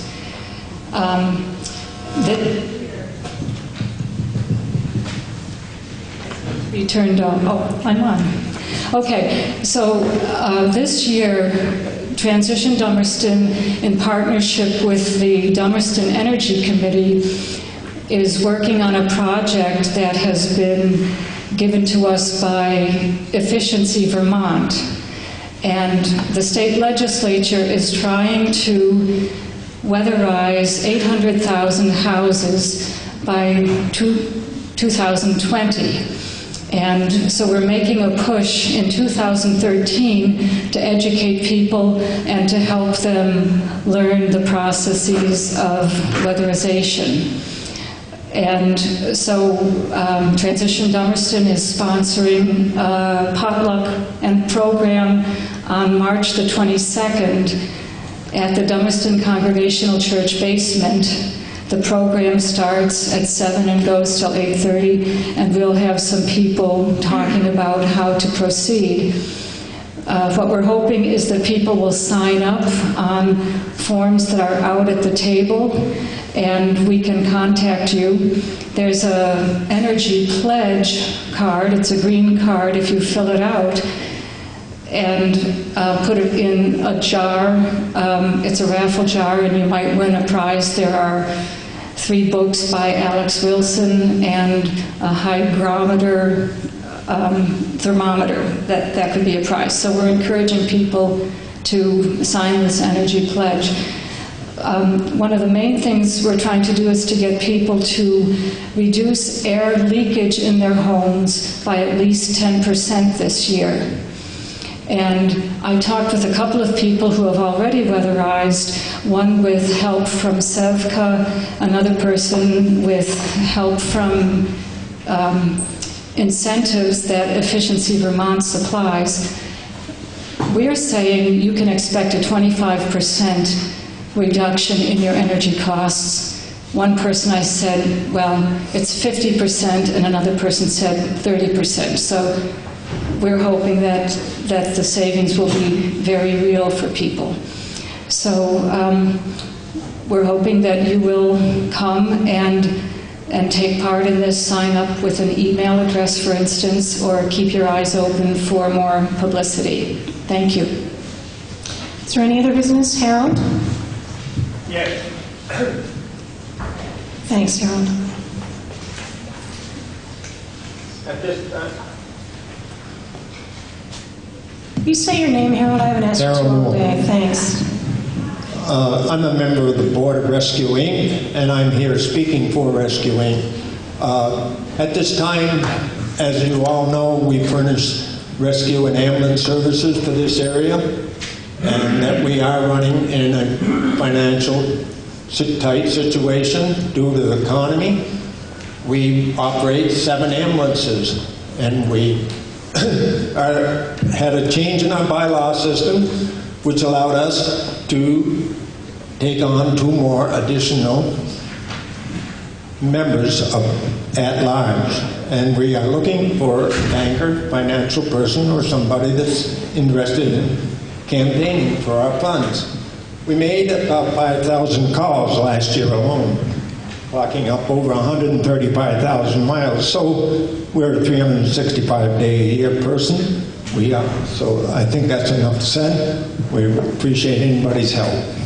So you're looking for 2 more Dummerston residents to be on the board, and it'd be great if one was a banker. We have openings for 2 more. Okay, thank and possibly we could come up with more. On the back of the flyer that's up in back, there's a number to call, and we will take care of it. Okay. Our chairman of the board happens to live in Dummerston, even. Thank you. Anyone else? Jody. Ethan, right there. Hi, I'm speaking for the Views of Dummerston. I think you all know what it is. The people who are on the committee are, well, there's 4 of us right here. We're getting a little older and tired, and we really would like some other people to join the committee. It's a fun group. It's not a terribly demanding time of the year. We especially want somebody to take over our advertising and sponsors. Ronnie used to do a wonderful job. She has it all on the computer, so that even I could put it together this year when Ronnie had to leave us. So if somebody would like to do that job, it would be terrific. Or if somebody would like to do the rest of my work, I'll do that. We also would like to have somebody who's really could lay out the magazine to take some pressure once in a while off of Fred, who has been doing a wonderful job for I don't know how many years. I don't know whether Roger wants to give up his editorship or not. He loves doing that. But, you know, we all, Michelle, we all have a lot of work to do. And so please, it's fun. And even if we have a lot of people who help us fold and get it ready for mailing, and that's a fun group, and where people are welcome all the time. It's 4 times a year. It doesn't take a lot. So just give one of us a call.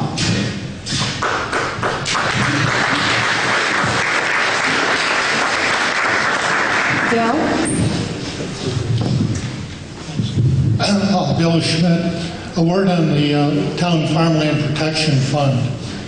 You will recall that when the Select Board's budget was passed, the amount for the Farmland Fund was $2,500, which is $2,500 less than it has been for the last couple of years or more.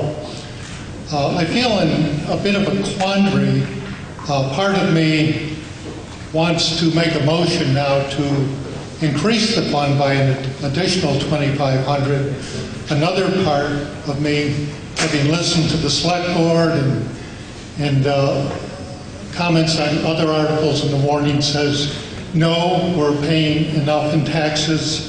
Let's not even raise them another 240 or 50 cents per person in town. The quandary is because this year there is very strong likelihood that we will be putting that fund to use. There is a prominent farm in town that staff at the Vermont Land Trust is presently involved in, and it's very likely that before long we will be seeing a major farmland project occur in town. This project, the Farmland Committee is hoping will receive some funds from the Farmland Fund. The committee will be talking with the Select Board about that. There will also be needed a significant fundraising effort to make the project happen. More money will be needed in local share than the Farmland Fund can provide. So I can't identify the project now because of landowner confidentiality, but we're fairly confident that we're going to see that fund put to use this year. Thank you. Does anyone else need to speak before we move to the school portion of our meeting? Yes. Hello, I'm Catherine O'Callahan, and I coordinate Lydia's Friends, which is the Friends group for the Lydia Taft Pratt Library. And I just want to announce that we have scheduled our geranium and book sale for Saturday, May 18th. So it's the weekend between Mother's Day and Memorial Day. So you can come and get geraniums and buy books. And if anyone has books to donate for the sale, they can be in touch with the library or me. And if anybody wants to be involved in helping to set it up, it's a lot of effort and a lot of fun, please let us know. Thank you. Brenda Davis. I'm talking mostly about insulating and energy efficiency for your homes, and Putney has a program. Dummerston does not have a program, and I don't know much about this, but I know that Dummerston would have to adopt it. So I'm going to address the Energy Commission and see if you have any knowledge or information about that and how maybe our town can support people financially in order to do these things, these projects. Is there anyone here who can speak to Brenda's question? I'll try not to hold up the meeting much longer, but I think what you're talking about is PACE. I cannot give you what that acronym stands for exactly, but I can tell you what it does. It's the town getting involved in a loan fund for residents to make improvements to their property, to their homes, that are about improving energy efficiency. So like insulation or weatherization. That would be paid back through the payment would show up on your tax bill. So the repayment of the loan stays with the property. If you sell the house, the buyer takes on that debt. It is a way to make that investment in your house, even if you're only thinking of staying there for 5 years and the payback is a 20-year payback. That's the intent behind it, so that more homeowners will invest in energy efficiency projects. And Putney has done this. It requires a town meeting approval of the bond that the town would have to get. And the Energy Committee has discussed it a lot. We have not felt that it would be something that the town might support in these economic times just yet. But that's encouraging. Okay, anyone else? Yes, Robin. Robin Newell, your microphone. Yes, you do, Robin. Sorry, not everyone can hear. Everybody can hear me. Robin Newell. The 8th grade class drew their winners for their raffles. And I'm sorry, Robin, really? Okay, fine. The 8th grade class drew the winners for their raffles, and it's all out there on the baskets. And they will be drawing the 50-50. I don't know the amount because they haven't drawn it yet, but they will be drawing the ticket like now. So stop out there if you signed up for anything, and hopefully you all won. All right, anybody else? Okay, I will. Ronnie?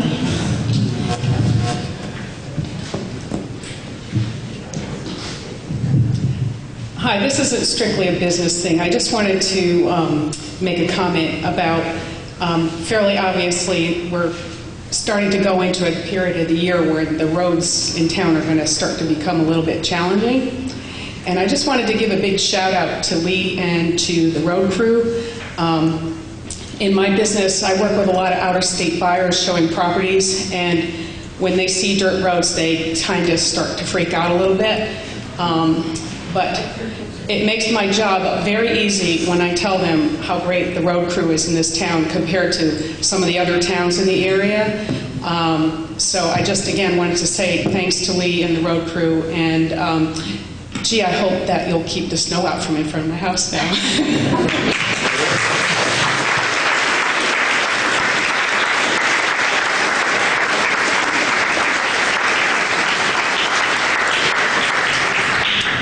I will entertain a motion to adjourn the town meeting portion of the day. So move. Is there a second? Second. All right, all in favor of adjourning the meeting? All right, we'll take just a moment to swap out these guys and reconvene. Okay, we are convening the school district portion of our meeting. Article 1. If I could have quiet in the back of the room, please. Article 1 refers to the election of school district officers by Australian ballot, and so requires no action by this body.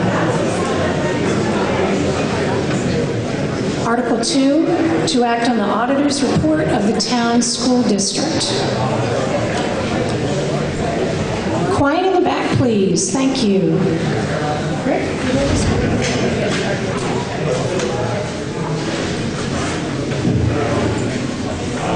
I move the auditor's report of the town school district accounts to be accepted as printed, please.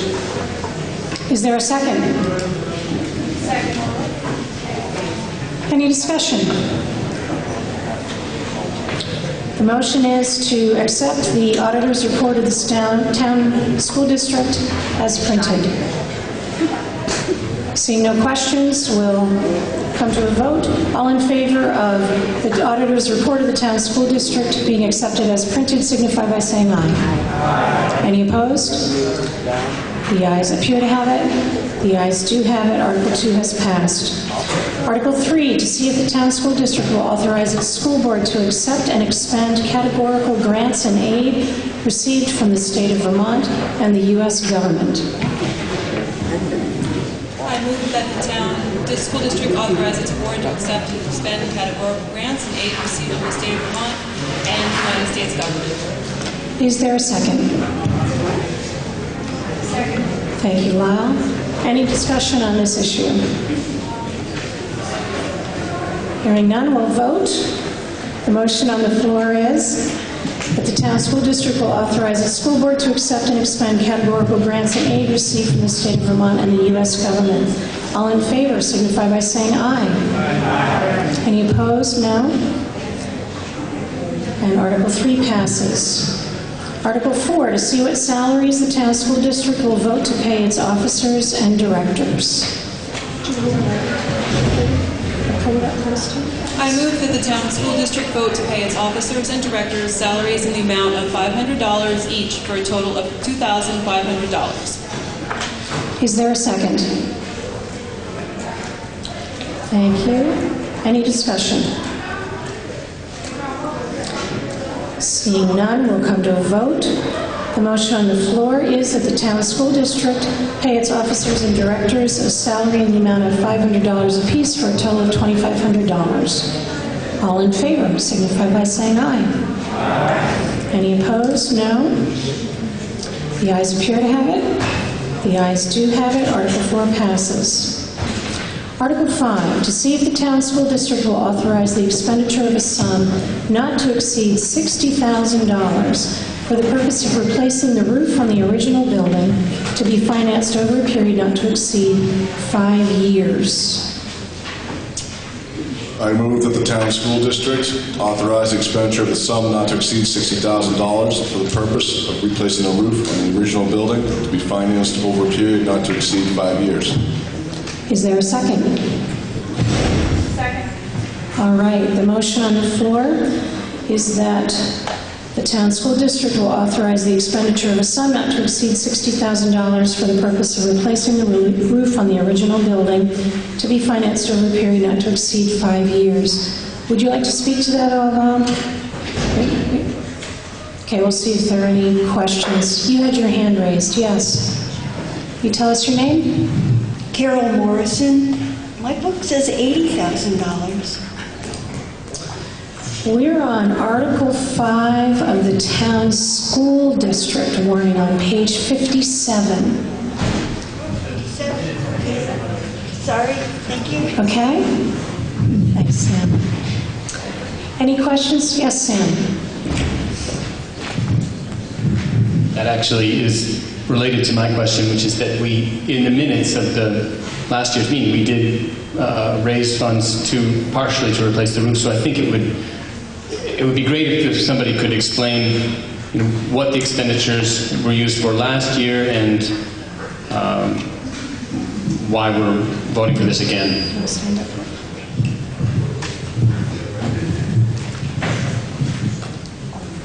Last year, you approved the expenditure of the $80,000. We used only a portion of that, and that's for the gym floor. And I believe that was about $35,000. The two bids we got for the repair of the kindergarten building roof, which is the original building, were well over $50,000 apiece. When we had budgeted, we didn't allow that amount. We were closer to the $30,000 range. So this money gets us up to a little bit above what we think the estimates or the bids might come in at, and allows us to go ahead with the repairs. So. Yes, Calvin.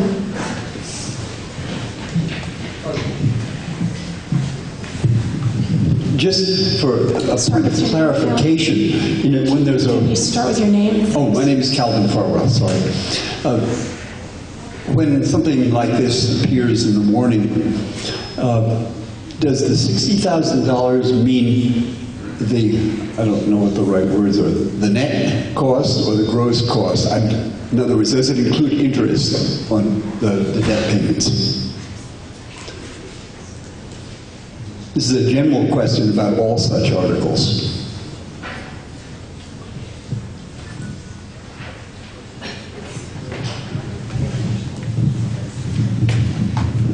Calvin wonders if the article, the $60,000, includes interest on the amount borrowed. I just wanted to clarify one thing. At last year's town meeting, you approved $80,000 for the replacement of the gym floor and the roof. And the two figures we had, it was $50 for the gym floor, $30 for the roof. The gym came in at 30-some-odd thousand. The roof was over 50, so we didn't have the funds available to do the work. And since we had publicized it would be 30, we felt it best to come back to request the total money to replace the roof. So the 60 is a gross figure. In your budget, there's a line for $10,000 to defray the expense in FY14 of part of that $60,000 for the roof replacement. And the board would borrow money for 4 years to repay those balances with interest every year from FY15 through FY18. So the 60 is a gross figure, but the figure in your budget shows $10,000 right now. That's the expense that will be reflected in FY14. Yes, Jody. Jody Normando. I was questioning the board. I've been involved in a couple of roof replacements over the last 5 years or so. And this, I understand this is going to be an asphalt roof. And my question to the board and maybe to the administration is, are you just dealing with roofers? Because I've found that carpenters with a basic asphalt roof do a wonderful job for a lot less money. And I didn't know who you were talking, what kind of contractors you were talking to, and what kind of guarantees and stuff that you needed. But I would suggest that maybe you look at some general contractors. Anyone else? The motion on the floor is to authorize the expenditure of a sum not to exceed $60,000 for the purpose of replacing the roof on the original building to be financed over a period not to exceed 5 years. All in favor signify by saying aye. Aye. Any opposed? The motion carries. Thank you. Article 6, the Evergreen Fund article. I'm going to read the first portion and let you all read the rest. The Evergreen Fund article. To see if the voters of the town of Dummerston School District will vote to grant authority to the school board to incur interest-free debt through the Green Mountain Power Evergreen Fund in an amount not to exceed $47,500 to be financed over a period not to exceed 5 years for the purpose of financing the following electrical efficiency projects. And it lists lighting efficiency. Is there a motion? Yes. My name is Dan Normando. Article 6. I move that the town school district grant authority to the school board to incur interest-free debt through the Green Mountain Power Evergreen Fund in an amount not to exceed $47,500 to be financed over a period not to exceed 5 years, 24 VSA Section 1786B, for the purpose of financing the following electrical efficiency projects. The Dummerston School Lighting Efficiency Project. The financing mechanism that the district will use is the Green Mountain Power Evergreen Fund, which allows school districts to borrow money at 0% interest over as much as 5 years for the purpose of financing energy efficiency projects. The estimated savings from the lighting efficiency project are projected to save the school approximately $4,900 in annual electrical costs at the current utility rates. The projected savings amount is less than the debt service payments will be on the loan. The lighting efficiency measures have a life expectancy of at least 15 years. Is there a second? Are there any questions? Yes, Calvin. Right behind you.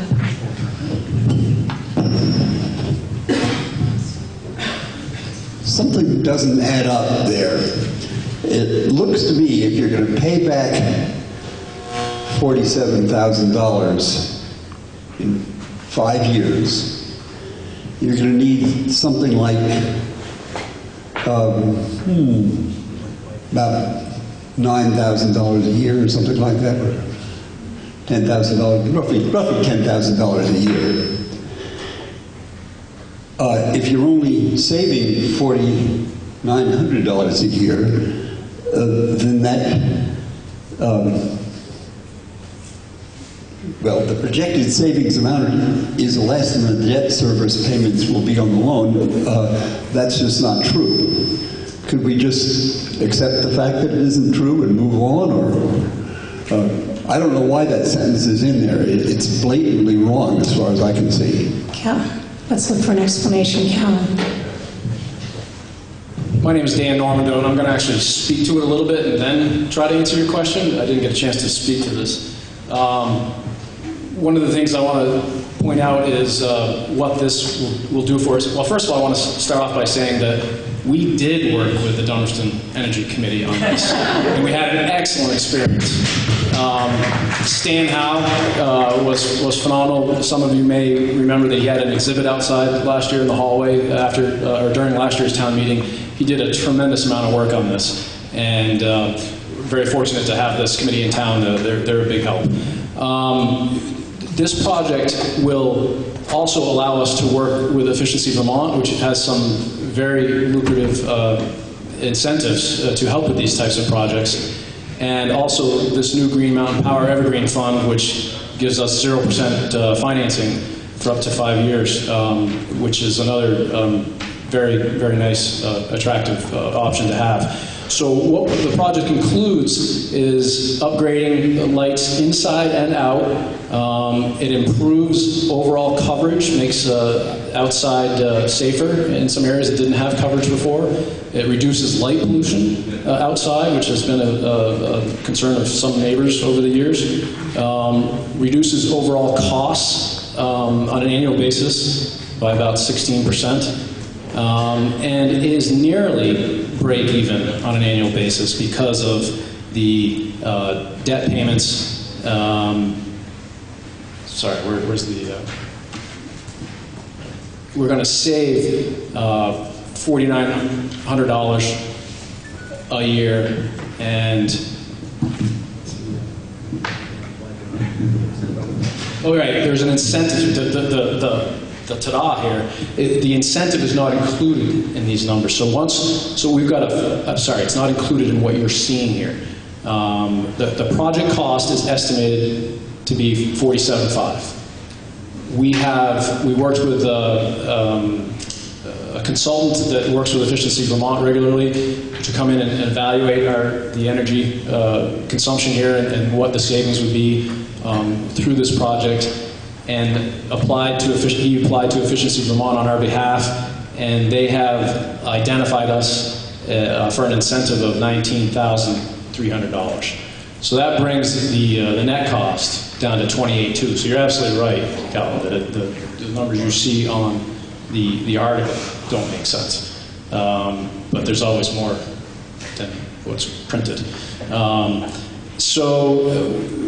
Based on that $28,200 and an annual savings of $4,900 a year, it's about a 5.8-year payback.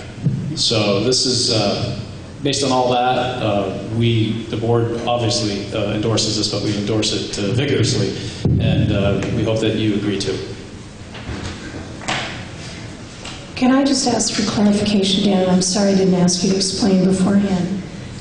You're going to finance $47,500 and then get a $19,000 rebate in effect. I'm not entirely clear on the actual process. I think what we would do is finance it after we receive the incentive. But Jim, do you? The financing is through Green Mountain Power. Could you come in here? Sorry. Yes. The financing, after we get the incentive payment from Efficiency Vermont, is going to be from Green Mountain Power, and the repayments will be recouped by Green Mountain on monthly electric bills. So we're not going to be paying out a separate payment. They're going to reflect that on the electric bill for the school for the next 5 years until we pay it off. So the cost of the project is $47,500, but that's not the debt that we're going to have? Sorry, I shouldn't be asking all these questions. That's correct. The total cost is $47,500 less the $19,300 from Efficiency Vermont. So the projected maximum debt is $28,200. Now the $47,500 is an estimate because we don't actually have cost figures yet. We got figures from the consultant, estimates that Smokey Howe helped Matt Kiley with, our consultant. So until the bids come in, we won't know that number at the top definitively, the $47,500, but that's a best guess with a little contingency. The figure they came up with initially was in the range of $44,000 some odd dollars. And they recommended to allow a little bit more, just in case the bids came in higher. One other thing, the language for the warning was provided by Efficiency Vermont and Green Mountain Power. I'm assuming they had an attorney review it. The only error in there is to say the savings would cover the debt service payment. That's, you know, in a perfect world it would have. I mean, we're real close, but it's not exactly covering. But it's a real good deal. Yes, Charles.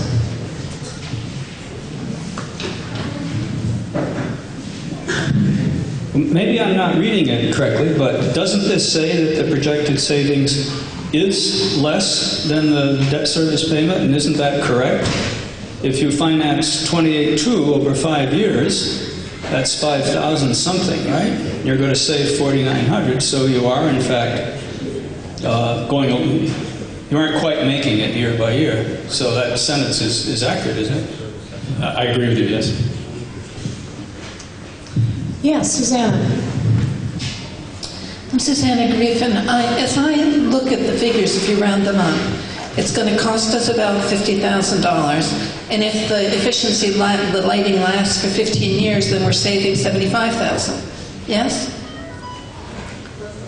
If it's about $5,000 a year over 15 years. These darn lawyers. Not me. No, look, yeah, you're right. It's got over, if it's $5,000 over 15 years, yeah, that's $75,000. What's tripping everybody up here, and I wasn't involved in writing this, like Jim said, we got it from these entities that are giving us this opportunity, and we assume there was some legal counsel in this, but what's tripping us up here, and I see it now that it's been pointed out, first by Calvin, is the 47.5. Really, we're expecting the project to be 28.2, and I wish we could have written the article that way. But you can't. But the cost to us, this town is estimated to be 28.2 because of the incentive from Efficiency Vermont. I don't know any more than that. Ruth. I think we debated this like as much as we can. Ruth is calling the question. Is there a second? Harold seconds it. We need a 2/3 majority. All in favor of calling the question and ceasing debate, signify by saying aye. Aye. Any opposed? Nay. The ayes appear to have it. The ayes do have it. The question is called. You're voting on Article 6, granting the authority to the school board to incur interest-free debt through the Green Mountain Power Evergreen Fund in an amount not to exceed $47,500 to be financed over a period not to exceed 5 years for the purpose of financing the Dummerston School Lighting Efficiency Project. All in favor of the motion on the floor, signify by saying aye. Aye. Any opposed? Nay. The ayes appear to have it. The ayes do have it. The article is passed. Article 7, to see if the town school district will vote to appropriate a sum of money to defray its expenses and liabilities for the period of July 1st, 2013 and June 30th, 2014. The period of, that should be 2, I guess, shouldn't it? And if so, in what amount? If adopted, the portion of this total sum to be raised by taxes to be only that portion not received from revenues from other sources.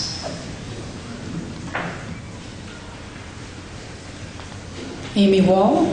I move that the town school district vote to raise and appropriate the sum of $3,183,194 to defray its expenses and liabilities for the period of July 1st, 2013 and June 30th, 2014. If adopted, the portion of this total sum to be raised by taxes to be only that portion not received from revenues from other sources. Is there a second to Amy's motion? I'll second it.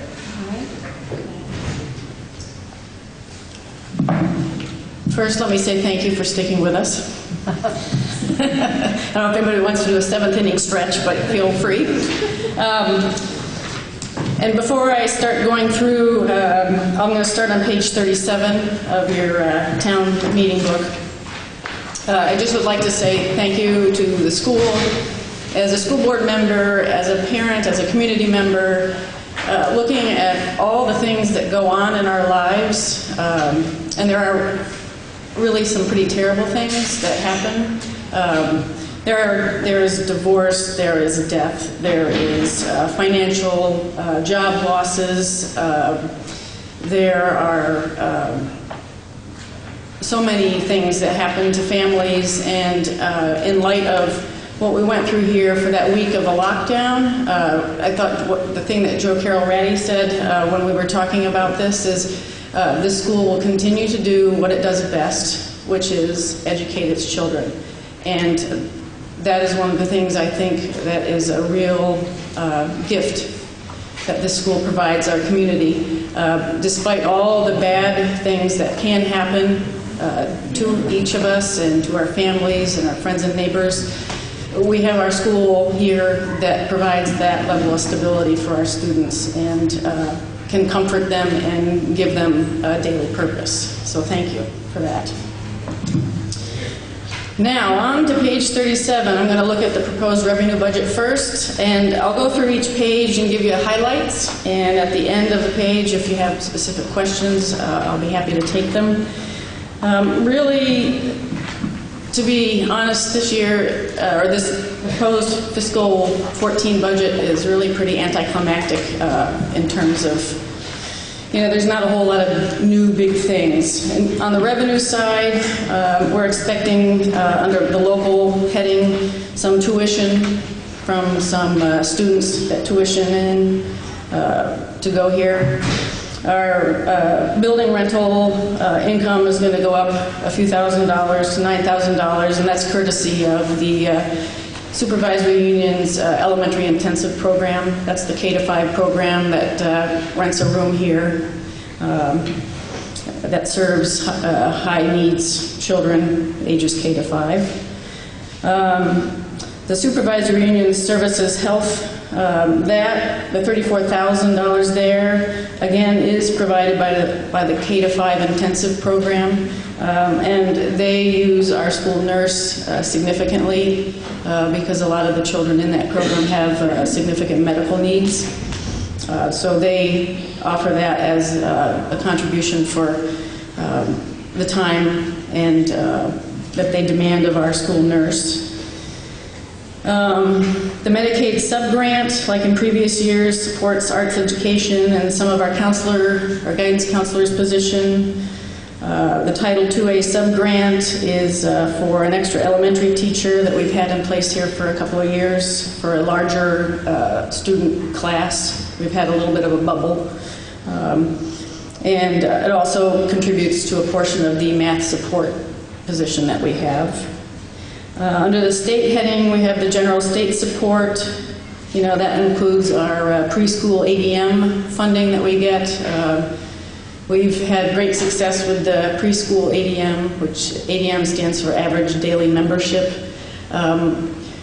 Our school board has contracted, like other area school boards, with certain preschool providers, and in so doing, we are able to count the Dummerston kids that go to those programs, and in return, they get some money. So it's sort of a flow-through thing. And when we get to the actual expense side, you'll see where that money, this is incoming money, and then you'll see where it outflows to support those preschool programs. The small school grant, that's a program that's being phased out. That's why that number is slowly dropping away. And then we have our transportation grant. And that's about it for the revenue side. I don't know if anybody has any questions on that.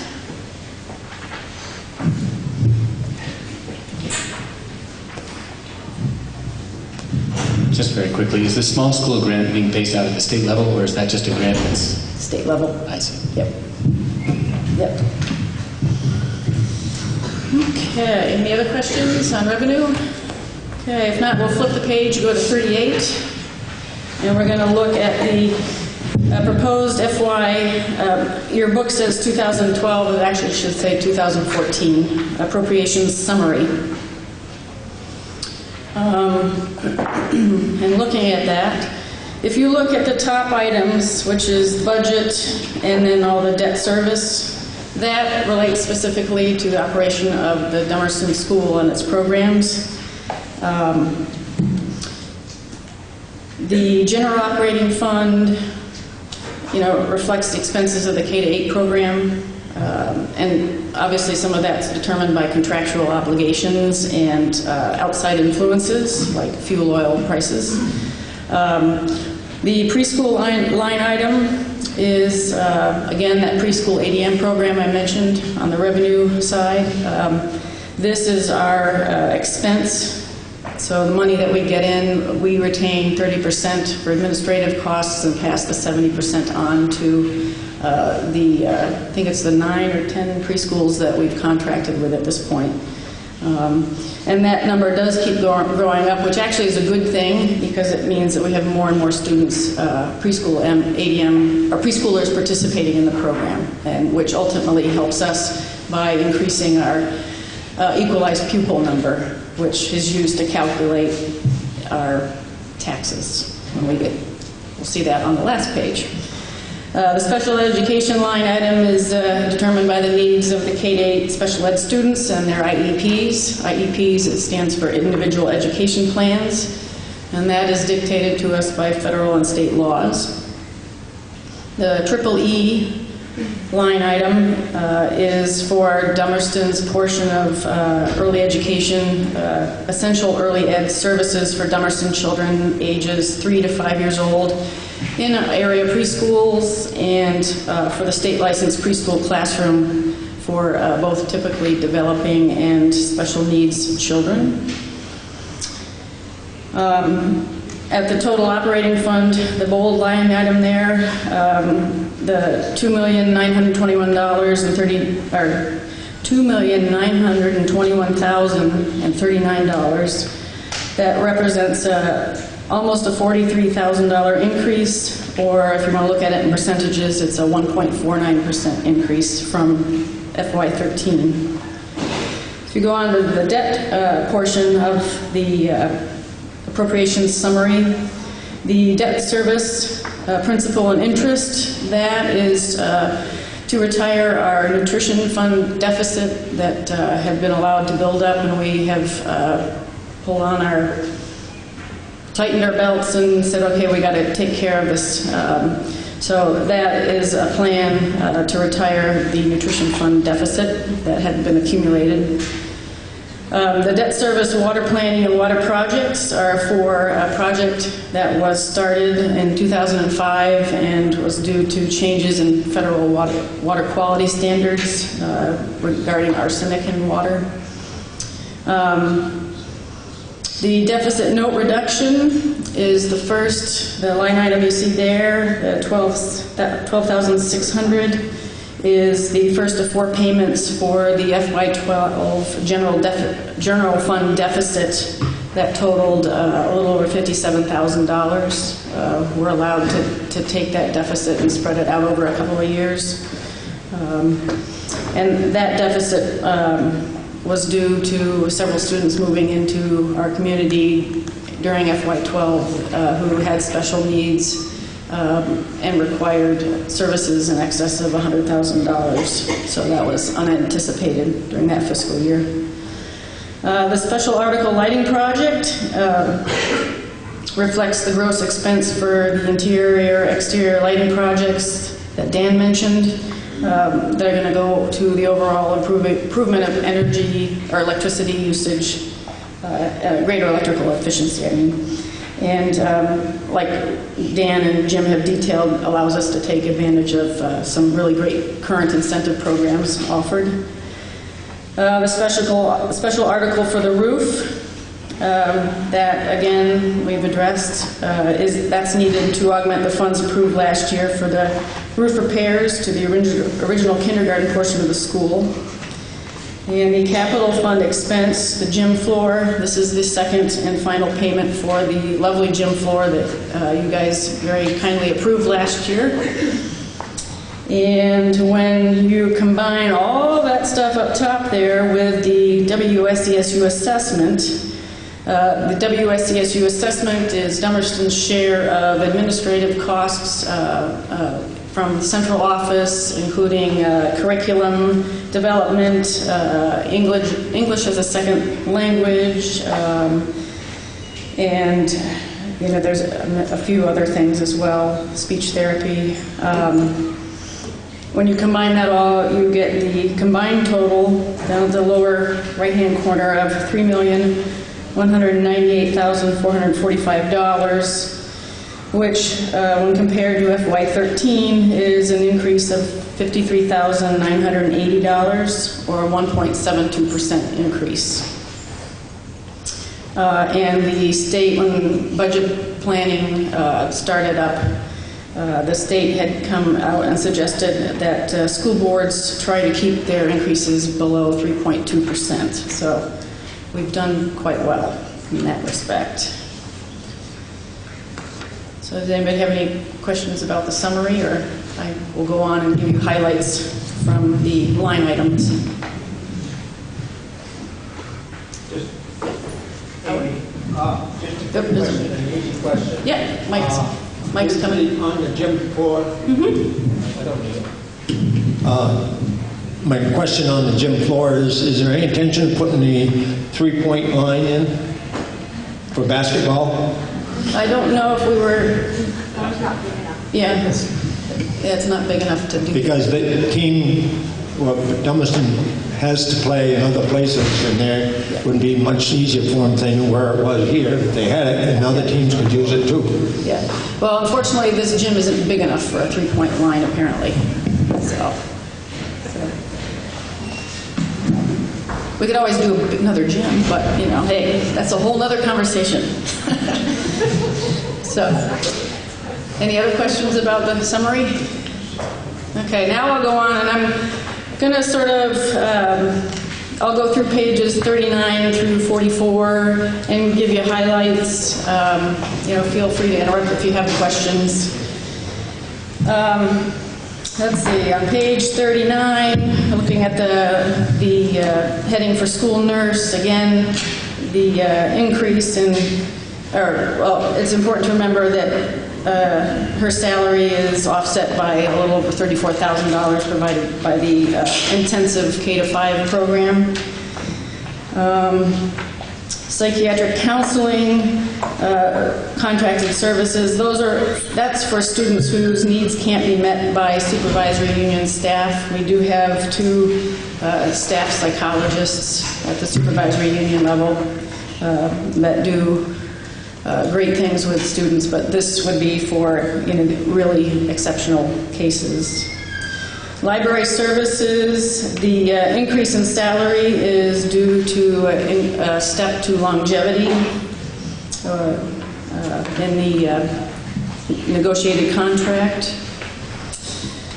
Under technology services, the technology CS, that was reduced by $10,000, and we are going to incorporate that into a new position at the school that I'll tell you about in a few minutes here. So that represents a net savings there. There's no change in the school board treasurer supplies. The office of the principal, down at the bottom of page 40, the increase in salary there was 3%, and that is a contractual increase. On page 41, under insurance, the property and liability insurance, the increase there, we saw a little over a 21% increase in insurance. It's important to note that this line includes general liability, workers' comp, and our umbrella policy. So it's all those things combined to bump that up. If you go down to operations and maintenance, about a little more than halfway down, electricity, the decrease there represents our anticipated savings by changing out the lights through the Evergreen Fund. The oil heat, we estimate that we're going to use about 14,000 gallons of fuel oil and at an estimated $2.99 a gallon. We did add a line for security. This was actually prior to the stuff happening down in Connecticut. We would like to add a swipe card sort of buzzer system that would secure the building in a little more way, a little more secure way, and that typically costs around $3,000 based on estimates that Joe Carroll's been able to get. And we'd also like to include the replacement of the kindergarten door. Pupil transportation, we expect a little over a 3.5% increase there. And that process, those contracts are going out to bid again here. The food service subsidy, that's the amount that we set aside every year to subsidize our annual losses and to help retire the accumulated deficit as well. And just a note on the food service program, we had hired Cafe Services to run the program, and they've been doing a very good job. I believe last year they broke even, if I remember right. So, page 42 at the top, elementary teachers' salaries. The increase there includes one jump to longevity, the staffing.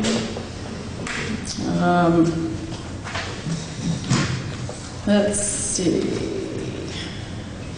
On page 43, sort of halfway down, it says other programs, the preschools, contracted services. That is the outflow of the preschool ADM money. So that's the money that goes out to the area programs that contract with us. And then there's special education. I guess the real thing to highlight there are, it's basically reductions in tuition for lack of needed services. And then on page 44, excuse me, just PTOT services are, it's just important to note that that's based on our service level, what we actually use here in the school, and are prorated across the supervisory union. And the bond payment, interest, and special articles. We've pretty much gone through, I mean, we talked about those. The special article for the roof, that's the $10,000 from last year. No, sorry, that's the $10,000 that we're allowing for this year. The lighting is what we expect we need, to cover. The deficit reduction, I've talked about that. That's our first payment for the FY12 deficit. And then we also have, a little farther down, the WSCSU assessment for the shared services. Things I didn't highlight, just sort of overall big picture, we have incorporated a 14% estimated increase in health insurance premiums. That was what was advised. And that 2% increases in teacher salaries and support staff salaries were negotiated, are part of the contract for this particular year. This budget does reflect the reduction of one paraprofessional. It's a position that's remained unfilled this year. And with that reduction, we were going to roll it along with that money from the technology contracted services, $10,000. We're going to roll that into the creation of a position called Academic Support Coordinator.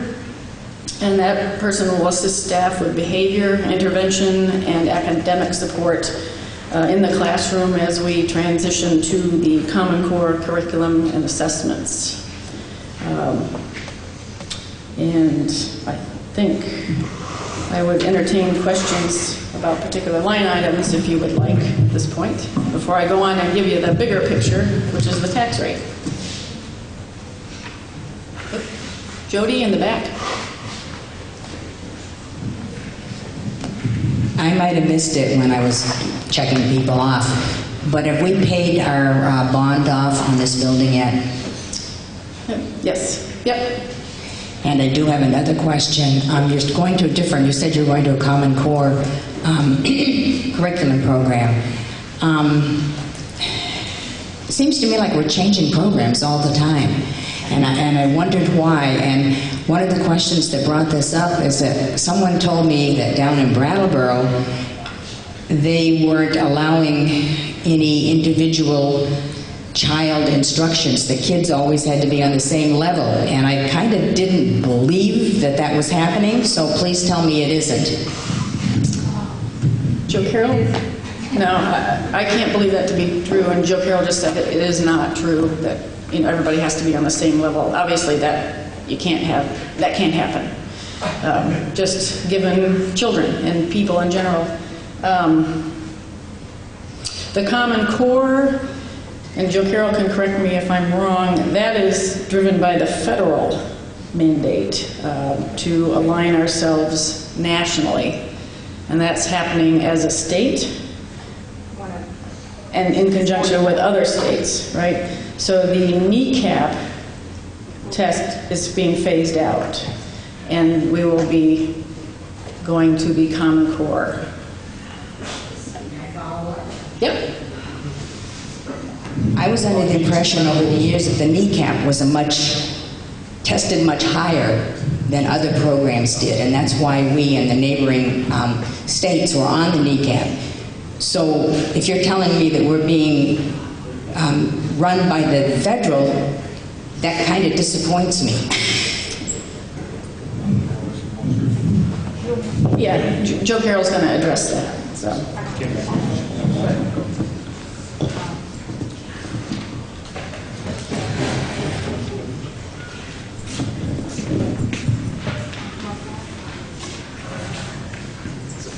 So the kneecap is the state's test for also for standards-based instruction, which is nationally across the board in states. Our test is called the kneecap, the New England Comprehensive Assessment. Other states call it differently. Massachusetts, MCAS. They're basically all federally mandated, state-run testing. Moving to the Common Core is not moving to a specific curriculum, it's moving to another way of thinking about the education that we provide for students by increasing the rigor and the relevance of the instruction. And all the states, as far as I know, are moving towards that in hopes of continuing to access state and federal money. The testing that will correspond with the Common Core will be called Smarter Balance, and that will go into effect for the first time in the spring of 2015. Next year is our last kneecap testing in the fall. So the assessment will, the Smarter Balance assessment will hopefully reflect our ability to instruct and our students' ability to learn under some of the conditions of the Common Core. So we're not dumbing down? Not at all. Okay. No, we're actually making it more rigorous. Yeah, we're going to have to come up. Any other questions or debate? Yes, Bill.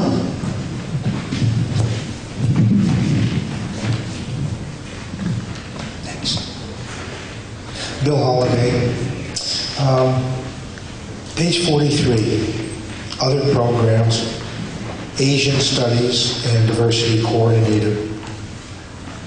What benefit does Dummerston School receive from the Asian Studies program, if any, and the Diversity Coordinator? The Asian Studies program provides us with a limited basis Chinese instruction for students, 1 day a week. The diversity program is a person that we're putting money towards funding that provides sort of overall general district-wide support for making sure that everything that we do includes, is diverse, and that we're not sort of myopically teaching or programming to one specific group of kids. Any other questions? Are you ready to vote? The motion on the floor is to raise and appropriate $3,183,194 to defray expenses and liabilities for the period of July 1st, 2013 to June 30th, 2014. If adopted, the portion of this total sum to be raised by taxes to be only that portion not received from revenues from other sources. All in favor, signify by saying aye. Any opposed? Nay. The ayes appear to have it. The ayes do have it. And you have funded your school. Thank you. Is there any other business? Yes. Could you use the mic? Thanks. Yeah, I don't need it either, but I will. This is my first town meeting in Dummerston. It's my 22nd in Windham County. As school budget votes go, this was really refreshing. Congratulations. Could you tell us your name again? Pam didn't quite hear it. I'll show up on the rolls as for a process of Q8. Amy Can, C-A-N-N. Thank you. Any other questions? Any other business? Ruth? I move that we recess until 7 p.m. when the polls close. I'm not going to accept that. I think there's one other person who has something they need to talk about, Ruth, so if you can hold on for a moment. Oh, I'll let Jim talk any day. Thank you. Almost didn't get that in.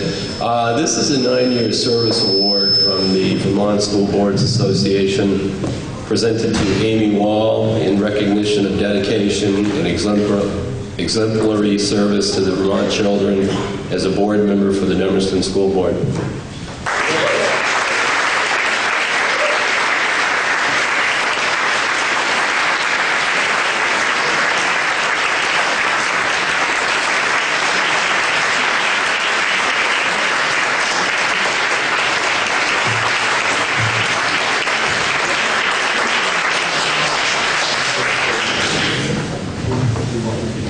Thank you, Amy.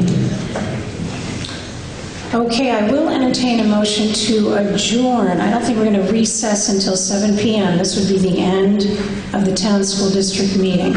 Anyone? No? I'll move we adjourn. Okay, is there a second to Ruth's motion? All right, thank you. Have a wonderful year.